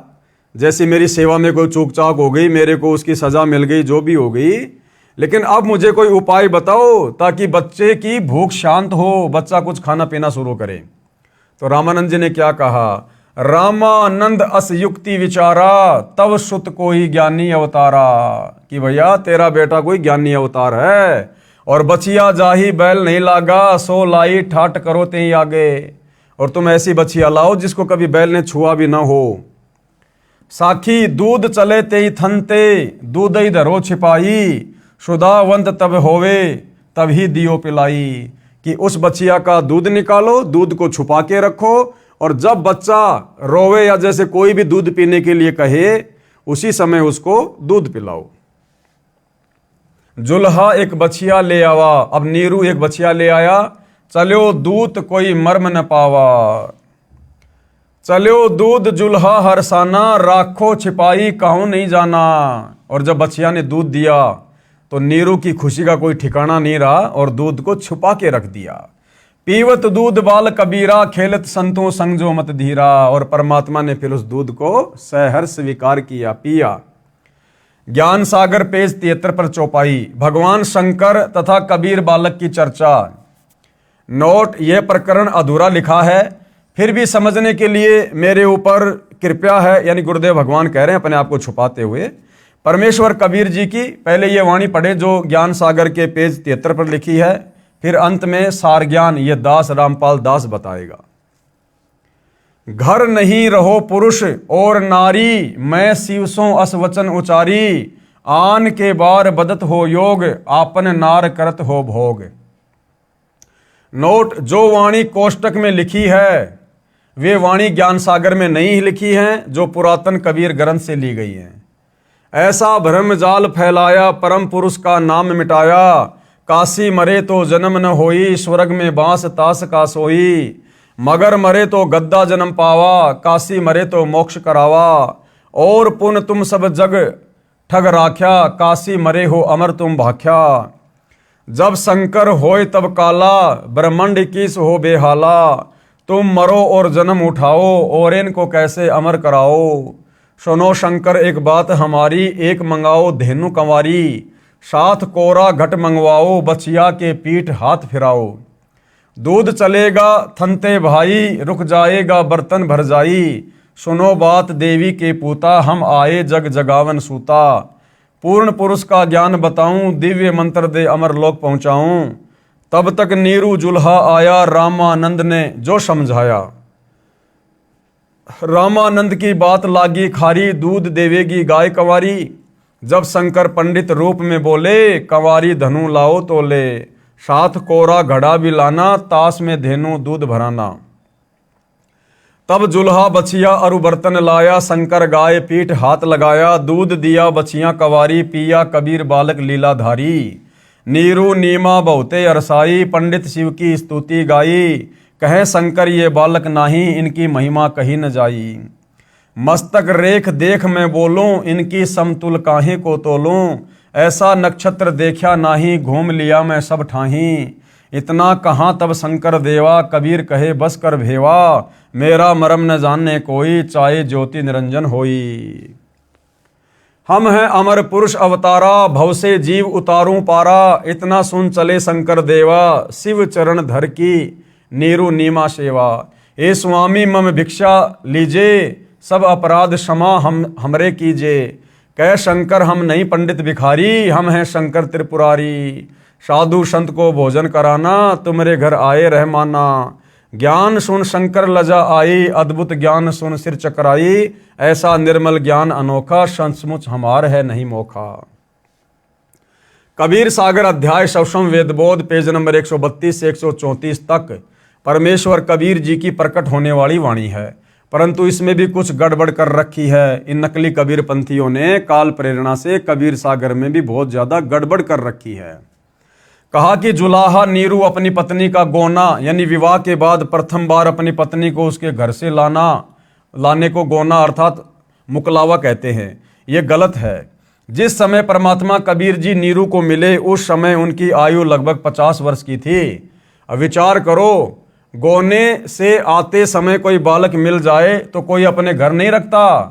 वह पहले गांव तथा सरकार को बताता है, फिर उसको किसी निसंतान को दिया जाता है यदि कोई लेना चाहे तो, नहीं तो राजा उसको बाल गृह में रखता है या अनाथालय में छोड़ते हैं।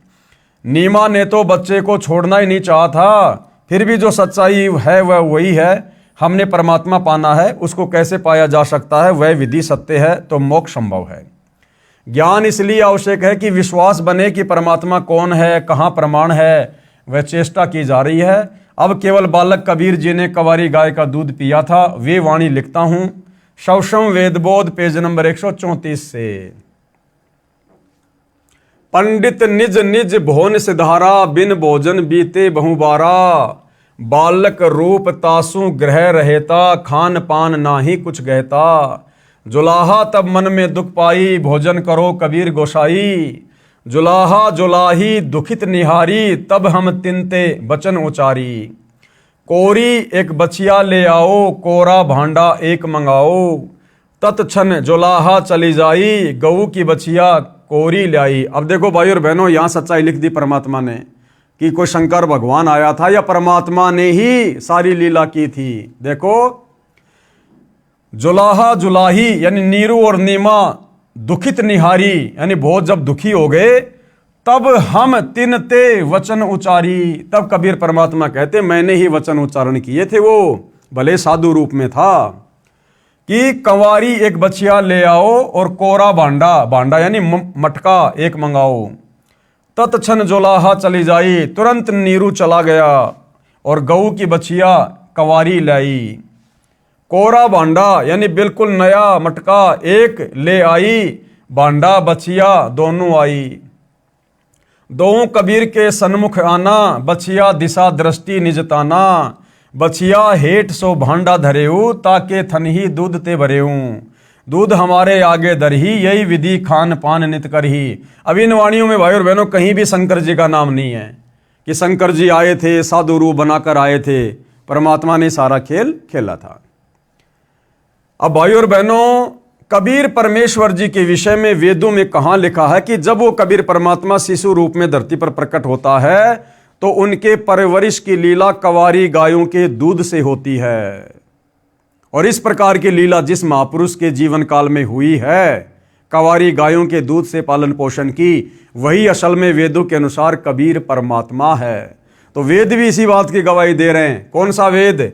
ऋग्वेद मंडल 9 सूक्त 1 और मंत्र 9 इसी बात की गवाही दे रहा है। अभी इम अधन्य उत श्रृणंती धेनव शिशुम सोम इंद्रियाय पातवे। अभी इमम यानी अधन्य उत श्रृणंती धेनव शिशुम सोमम इंद्राय पातवे। और क्या कह रहे हैं परमात्मा? भावार्थ, पूर्ण परमात्मा अमर पुरुष जब लीला करता हुआ बालक रूप धारण करके स्वयं प्रकट होता है, सुख सुविधा के लिए जो आवश्यक पदार्थ शरीर वृद्धि के लिए चाहिए वह पूर्ति कंवारी गायों द्वारा की जाती है। अर्थात उस समय अधन्या धेनव यानी कंवारी गाय अपने आप दूध देती है, जिससे उस पूर्ण प्रभु की परवरिश होती है। तो वेद भी इस बात की गवाही दे रहे हैं कि कंवारी गायों के दूध से परवरिश केवल उसी परमपिता परमेश्वर की होती है जो कबीर परमात्मा सतलोक से चलकर शिशु रूप में प्रकट होकर पृथ्वी पर लीला करते हैं। अन्य ब्रह्मा विष्णु महेश राम कृष्ण या अन्य किसी भी धर्म के किसी भी महापुरुष के जीवन काल में उनके बाल्य काल में जो उनकी परवरिश होती है वो इस प्रकार से नहीं होती है जिस प्रकार से वेदों में लिखी अपनी महिमा के अनुसार कबीर परमेश्वर जी की होती है। तो इति सिद्धम कि काशी वाला जुलाहा कबीर, काशी वाला धाणक कबीर ही पूर्ण ब्रह्म परमात्मा है और एकमात्र उसी को इष्ट मानकर पूजा करने से हमारी आत्मा का कल्याण संभव है। अब नीरू को धन की प्राप्ति, क्योंकि काफी दिनों से महीने भर से नीरू ने कोई काम धाम नहीं किया, केवल बच्चे की चिंता में लगे रहे, जिस कारण से कुछ लोगों का उनके ऊपर उधार लेने के चलते कर्जा भी हो गया था। तो परमेश्वर ने क्या दया बख्शी उस परिवार के ऊपर। बालक की प्राप्ति से पूर्व दोनों जने पति पत्नी मिलकर कपड़ा बुनते थे। 25 दिन बच्चे की चिंता में कपड़ा बुनने का कोई कार्य न कर सके, जिस कारण से कुछ कर्ज नीरू को हो गया। कर्ज मांगने वाले भी उसी 25वें दिन आ गए तथा बुरी भली कहकर चले गए। कुछ दिन तक कर्ज न चुकाने पर यातना देने की धमकी सेठ ने दे डाली। अब देखो, बहुत सारे भाई बहन हैं, नया नया नाम लेते हैं, ज्ञान इतना सुनते नहीं हैं और बाद में कहते हैं कि भैया मेरा तो कर्जा नहीं उतर रहा, मेरा तो कर्जा नहीं उतर रहा, परमात्मा ये कर देते हैं वो कर देते हैं, मेरे ऊपर बहुत कर्जा है।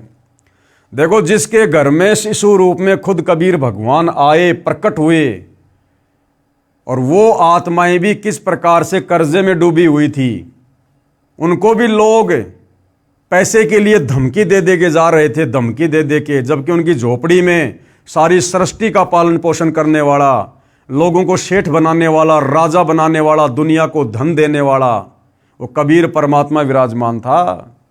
तो भाई और बहनों, ये भक्ति ज्ञान आधार की है।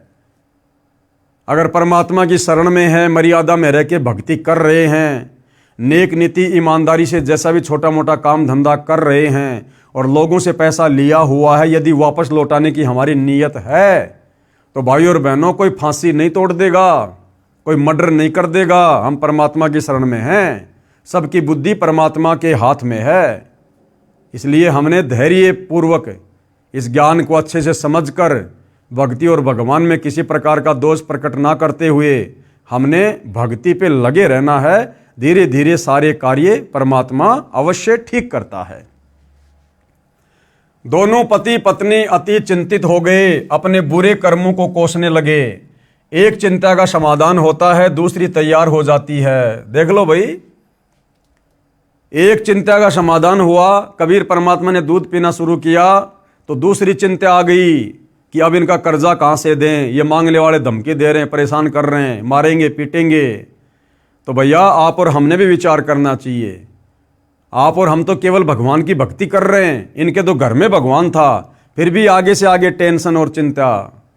तो भाई और बहनों, हमने इतना ज़्यादा चिंतित ना होकर परमेश्वर में जो है ध्यान ही लगाना चाहिए। परमेश्वर की भक्ति से ही सारी चिंताएं धीरे धीरे, गुरुदेव कहते हैं, समाप्त होती हैं।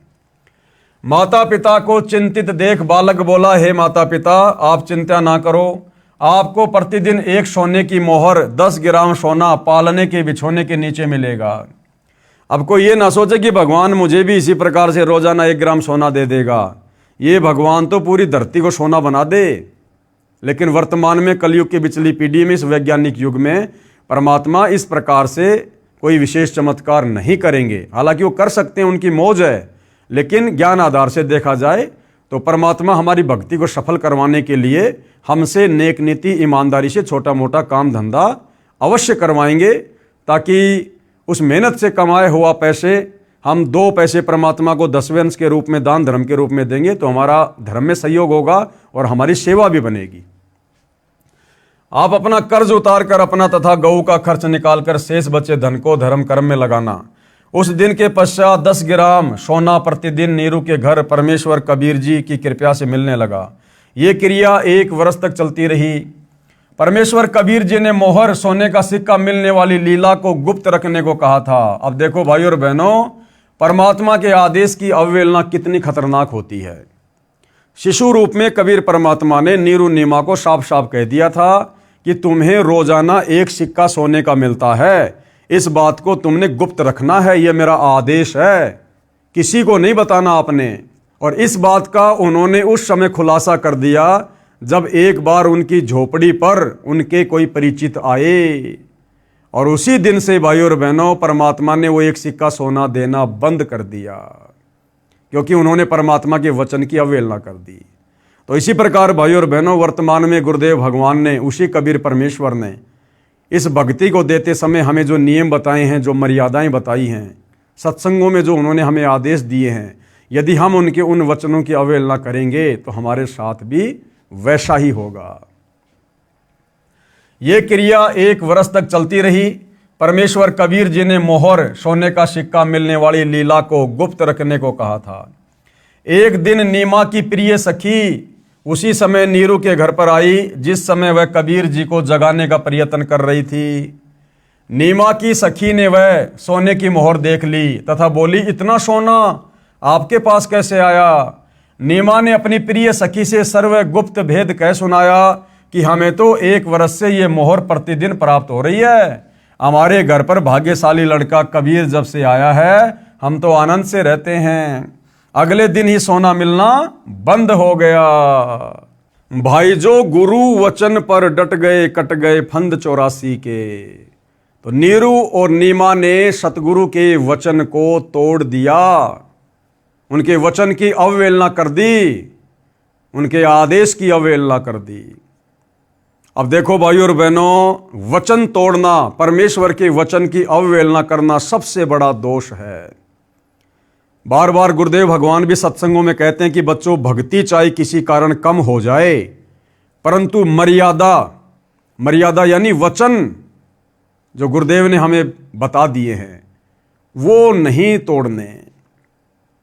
आप और हम भाई बहन सतलोक से इस काल के गंदे लोक में क्यों आए? सिर्फ इसी कारण से क्योंकि हमने सतलोक में परमात्मा के वचन की अवहेलना की थी। हमने उनकी मर्यादाओं को तोड़ दिया था, उनके आदेश की पालना नहीं की, हल्के में ले लिया, जिस प्रकार नीमा ने हल्के में ले लिया। सतलोक में जब यह काल तप कर रहा था, आप और हम सभी आत्माएं इसके ऊपर आसक्त हो गई, इसको देखने के लिए जाया करते थे। उसी समय कबीर परमात्मा आकाशवाणी किया करते थे कि बच्चों, इस नादान की नादानी को मत देखो, ये अपने कर्म फोड़ रहा है। तुम्हारे को मैंने किस बात की कमी छोड़ रखी है? तुम्हारे पास में किस चीज की कमी है? बार बार समझाया परमात्मा ने हमें, कई बार आकाशवाणी की, लेकिन हमने परमेश्वर के वचन पर ध्यान नहीं दिया। हमने परमेश्वर की आकाशवाणी को, अपने पिता की आवाज को हल्के में ले लिया और उनके वचन की अवहेलना हो गई। उसी बात से नाराज होकर वहां के विधान अनुसार कबीर परमेश्वर ने हम सबको इस काल के साथ यहां भेज दिया। और एक वचन की अवहेलना के चलते भाइयों और बहनों, कितने युग बीत गए हैं, कितनी बार उत्पत्ति और प्रलय हो चुकी है।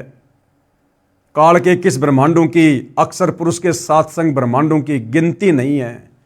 तब से हम यही गधे कुत्ते सुअर बनकर कष्ट पे कष्ट उठा रहे हैं।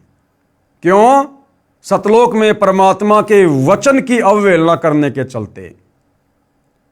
अब आज वही कबीर परमात्मा फिर से आप और हमें इस काल के कष्टों से छुड़वाकर सतलोक ले जाने के लिए आए हैं।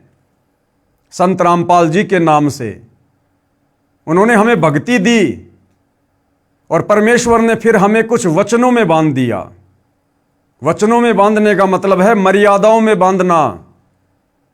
परमेश्वर ने हमें कुछ वचन दे दिए कि बेटा, तुमने शराब नहीं पीनी, मांस नहीं खाना, जुआ नहीं खेलना, ये मैच वगैरह नहीं देखना, बालों में डाई नहीं लगाना, किसी देवी धाम पर नहीं जाना, किसी तीर्थ धाम पर नहीं जाना, आन उपासना नहीं करनी, मोबाइल में वीडियो गेम नहीं देखना, ये फिल्में और फालतू के सीरियल नाटक नहीं देखना। बेटा, राजनीति नहीं करनी, राजनेताओं के समर्थन में धक्के नहीं खाना, कहीं लोगों से फालतू का भाईचारा नहीं निभाना। जगतकार भगत का 36 का आंकड़ा होता है। ये तमाम प्रकार की नियम और मर्यादाएं देकर गुरु ने हमें अपने वचन में बांध दिया। अब भाइयों और बहनों, यदि हम उस परमेश्वर के वचन को तोड़ेंगे और यदि हम उस परमेश्वर के वचन को तोड़कर कभी राजस्थान के गैंगस्टर आनंदपाल सिंह की, जो कि गुंडा था, हम उसकी सीबीआई जांच का समर्थन करेंगे तो परमेश्वर का वचन टूटेगा।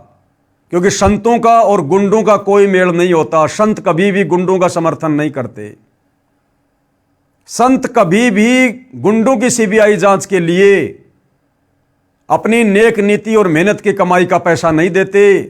जैसा कि राजस्थान के अजमेर में आनंदपाल सिंह की, उस गैंगस्टर की सीबीआई जांच के समर्थन में राजपूत करणी सेना को राजस्थान की संगत के द्वारा राजस्थान के सोजत आश्रम वालों ने 5 लाख रुपए दिए। ये परमेश्वर के वचन की धज्जियां उड़ाई गई। उसके बाद हरियाणा के जाट आरक्षण में सतलोक आश्रम धनाना वालों के द्वारा लाखों की संख्या में संत रामपाल जी के भक्तों को धरनों पर बैठा दिया गया और ज्योति पाठ और दान धर्म का रुपया, जो केवल अपने गुरुदेव के हाथों में दिया जाता है, सुपात्र को, जाट आरक्षण में उन कुपात्रों के हाथों में करोड़ों में दिया गया। करोड़ों में, कभी 11 लाख, कभी 25 लाख, कभी 5 लाख। और परमेश्वर के वचन की धज्जियां उड़ाई गई। हरियाणा के सोनीपत के गोहाना में जाट धर्मशाला का 5वां फ्लोर सतलोक आश्रम धनाना वालों ने बनवाकर, गुरुदेव के कलयुगी परिवार ने बनवाकर लगभग 1 करोड़ रुपया उस धर्मशाला में लगाया भक्तों के ज्योति पाठ और दान का। परमेश्वर के वचन की धज्जियां उड़ाई गई। अयोध्या के राम मंदिर में, वो राम मंदिर आन उपासना का केंद्र, वहां आने वाले लोग आन उपासी, और वहां जाकर सतलोक आश्रम वालों ने 1 महीने का भंडारा लगाया, आन उपासना को बढ़ावा दिया, परमेश्वर के वचन की धज्जियां उड़ाई गई। गांव धनाना में बैडमिंटन का स्टेडियम बनाया गया, जबकि गुरु का आदेश है मोबाइल में भी वीडियो गेम नहीं खेलना और देखना। और सतलोक आश्रम धनाना वालों ने, गुरुदेव के कलयुगी परिवार ने करोड़ों रुपए की लागत से धनाना गांव में बैडमिंटन का स्टेडियम बना के दे दिया गांव वालों को। परमेश्वर के वचन की धज्जियां उड़ाई गई। परमात्मा कहते हैं 100 वर्ष सतगुरु की पूजा, एक दिन आन उपासी, वो अपराधी आत्मा फिर पड़े काल की फांसी। सतलोक आश्रम धनाना वालों ने, गुरुदेव के परिवार ने 500 हरियाणा रोडवेज की बसों में भक्तों को बैठाकर आन उपासना के तहत रोहतक के पैरावर में परशुराम की जयंती के दिन कम से कम 50,000 संगत को वहां मुख्यमंत्री की रैली में बैठा दिया। परमेश्वर के वचन की धज्जियां उड़ाई गई। हाल ही कुछ दिन पहले हिसार की जाट धर्मशाला में एक समाज सेवी छोटू राम की जयंती मनाई गई, और परमात्मा ने हमें मना किया है किसी मरे हुए व्यक्ति की जयंती पर, उसकी पुण्यतिथि पर, उसकी बरसी पर, उसकी यादगार पर हम लोगों ने नहीं जाना है। हमने मुर्दों की पूजा नहीं करनी।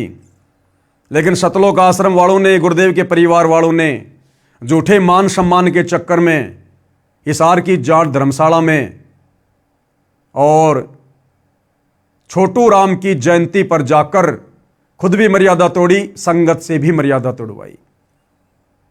तो भाइयों और बहनों, जिस एक वचन की अवहेलना करने के चलते परमात्मा ने धक्के मारकर हमारे को सतलोक से निकाला, और हम युगों युगों से गधे कुत्ते सुअर बनकर कष्ट उठा रहे हैं। उसके बाद भी उस दयालु परमात्मा ने एक मौका दिया कि हो सकता है वो संभल गए होंगे, अपनी गलतियों को अब वो मान लेंगे, सुधार लेंगे, आगे से गलती नहीं करेंगे। फिर से परमेश्वर धरती पर रामपाल जी के रूप में प्रकट होकर आए हैं, और अब हम उनके वचनों की धज्जियां उड़ा रहे हैं। उन्होंने हमें हर प्रकार से अवगत करवा दिया कि तुमने क्या गलती करी थी, जिस कारण से तुम यहां पटके गए, और फिर से हम वही गलतियां कर रहे हैं, जानबूझ के गलतियां कर रहे हैं। तो भाइयों और बहनों, अभी सतलोक जाने की तमन्ना नहीं है, अभी सतलोक जाने की इच्छा नहीं है। जो लोग इस प्रकार के वचन तोड़ रहे हैं, और जो संगत वचन तोड़ने वालों का दान धर्म देकर या वहां जाकर शारीरिक रूप से सहयोग कर रही है। तो भाइयों और बहनों, परमेश्वर के वचन की अवहेलना करना कितना खतरनाक होता है, ये आने वाले समय में इन सतलोक आश्रमों से जुड़े भाई बहनों को पता चलेगा। तो नीमा ने परमेश्वर के वचन की अवहेलना कर दी और अपनी सखी को सारा भेद बता दिया कि हमें तो 1 साल से प्रतिदिन 10 ग्राम सोना मिल रहा है। अगले ही दिन सोना मिलना बंद हो गया। नीरू तथा नीमा दोनों मिलकर कपड़ा बुनकर अपने परिवार का पालन पोषण करने लगे। बड़ा होकर बालक कबीर भी पिता के काम में हाथ बटाने लगा। थोड़े समय में अधिक बुनाई करने लगा।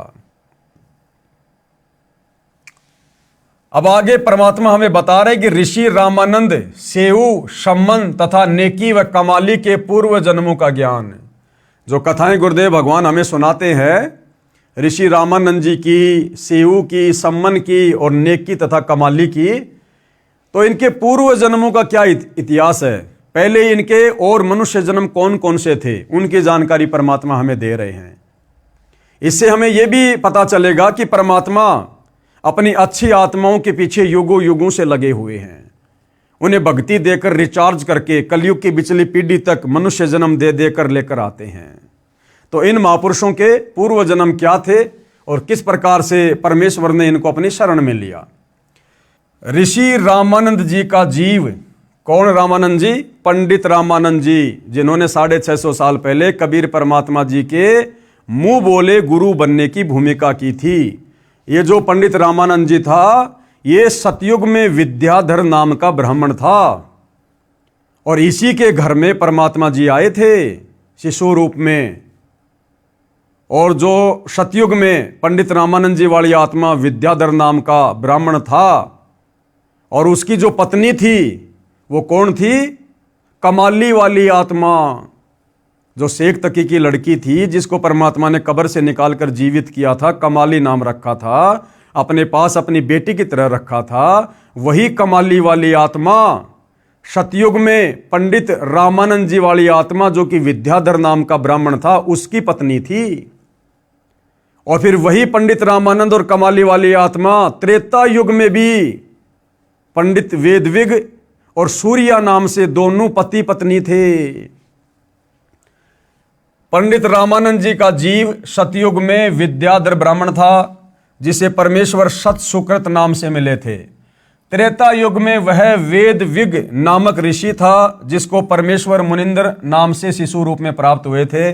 तथा कमाली वाली आत्मा सतयुग में विद्याधर की पत्नी दीपिका थी, और त्रेता युग में सूर्या नाम की वेदविग ऋषि की पत्नी थी। उस समय इन्होंने परमेश्वर को पुत्रवत पाला तथा प्यार किया था।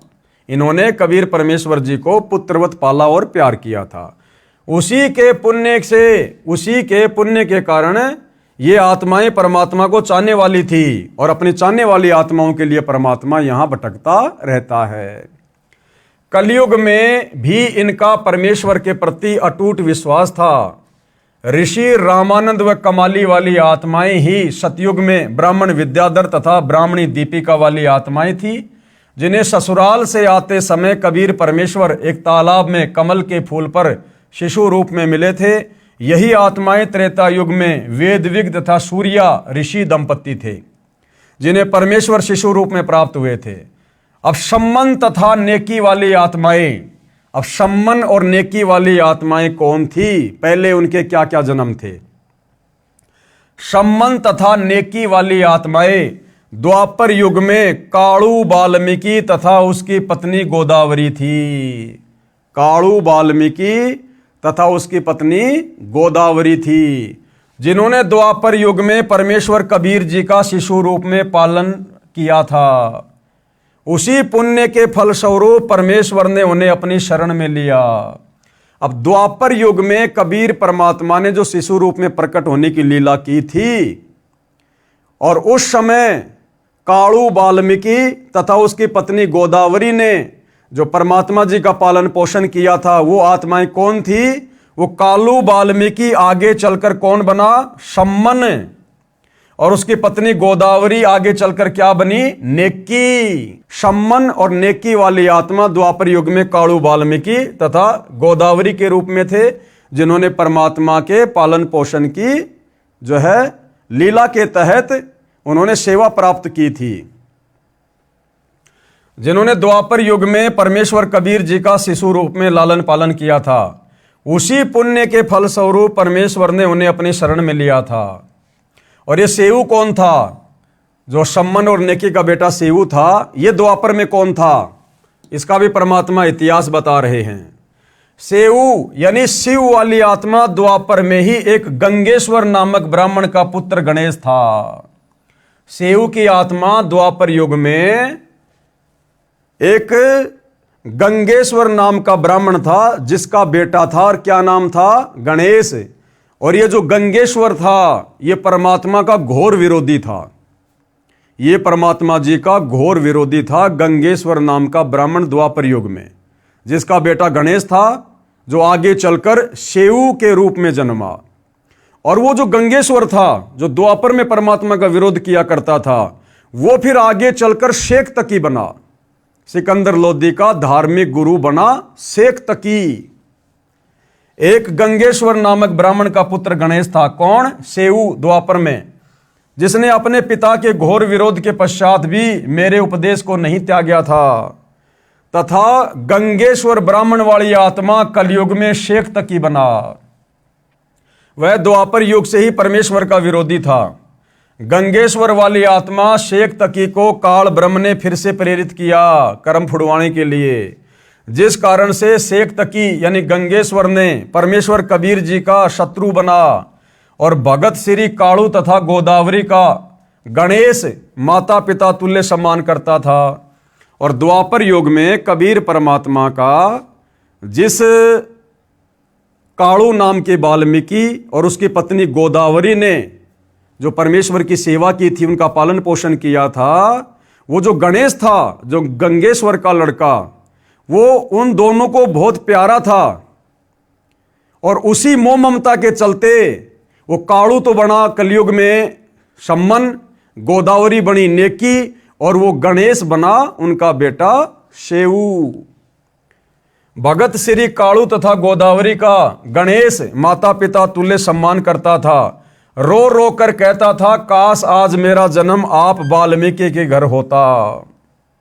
मेरे पालक माता पिता काणु तथा गोदावरी भी गणेश से पुत्रव्रत प्यार करते थे, और उसी मोह ममता के चलते भाइयों और बहनों उनका अगला जन्म इकट्ठा हो गया। यानी गीता अध्याय 8 श्लोक 6, हे अर्जुन, अंत समय में ये प्राणी जिस भी भाव से भावित होता है, यानी जिस भी वस्तु में इसकी मोह ममता होती है, उसका अगला जन्म वही होता है। तो द्वापर युग में भाइयों और बहनों उन तीनों का आपस में विशेष प्रेम था, जिस कारण से परमात्मा ने कलयुग में तीनों को इकट्ठा जन्म दे दिया, सम्मन, नेकी और शेऊ के रूप में। उनका मोह भी उस बालक में अत्यधिक हो गया था। इसी कारण से वे फिर से उसी गणेश वाली आत्मा अर्थात शेऊ के माता पिता नेकी तथा सम्मन बने।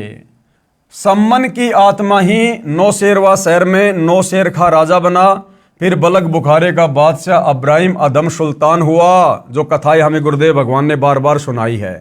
तब उसको पुनः भक्ति पर लगाया। मोक्ष नहीं हुआ अब्राहिम का, केवल भक्ति पर लगाया। आगे परमेश्वर की लीला के तहत शिशु रूप में जब काजी मुसलमान परमेश्वर की सुन्नत करने के लिए आए, जो मुसलमान धर्म में एक रिवाज है बच्चे की सुन्नत करने का, तो जब मुसलमान शिशु रूपधारी परमेश्वर कबीर जी की सुन्नत करने लगे, तो परमेश्वर जी ने क्या लीला की, इस सत्यनारायण कथा के तहत हम पढ़ेंगे। शिशु कबीर की सुन्नत करने का असफल प्रयास। शिशु रूपधारी कबीर देव की सुन्नत करने का समय आया, तो पूरा जन समूह संबंधियों का इकट्ठा हो गया। नाई जब शिशु कबीर के लिंग को सुन्नत करने के लिए कैंची लेकर गया, तो परमेश्वर ने अपने लिंग के साथ एक लिंग और बना लिया, लीला की परमात्मा ने। फिर उस सुन्नत करने को तैयार व्यक्ति की आंखों के सामने 3 लिंग और बढ़ते दिखाई दिए। कुल 5 लिंग एक बालक के देखकर वह सुन्नत करने वाला आश्चर्य में पड़ गया। तब कबीर जी शिशु रूप में बोले, भैया एक ही लिंग की सुन्नत करने का विधान है ना तुम्हारे मुसलमान धर्म में। बोला शेष 4 की सुन्नत कहां करनी है, जल्दी बोल। शिशु को ऐसा बोलते सुनकर तथा 5 लिंग बालक के देखकर नाई ने अन्य उपस्थित व्यक्तियों को बुलाकर वह अद्भुत दृश्य दिखाया। यानी परमात्मा ने इस ब्रह्मणा को तोड़ना था कि नादानो, अगर ये सुन्नत करने का विधान अगर परमात्मा का होता, तो क्या परमात्मा माँ के पेट से सुन्नत करके नहीं भेजता बाहर? तुम लोगों ने अपनी मनमुखी धारणा बना रखी है। ये सभी उपस्थित जन समूह ये देखकर अचंभित हो गया, आपस में चर्चा करने लगे, ये अल्लाह का कैसा कमाल है। एक बच्चे को 5 पुरुष लिंग ये देखकर बिना सुन्नत किए ही चला गया।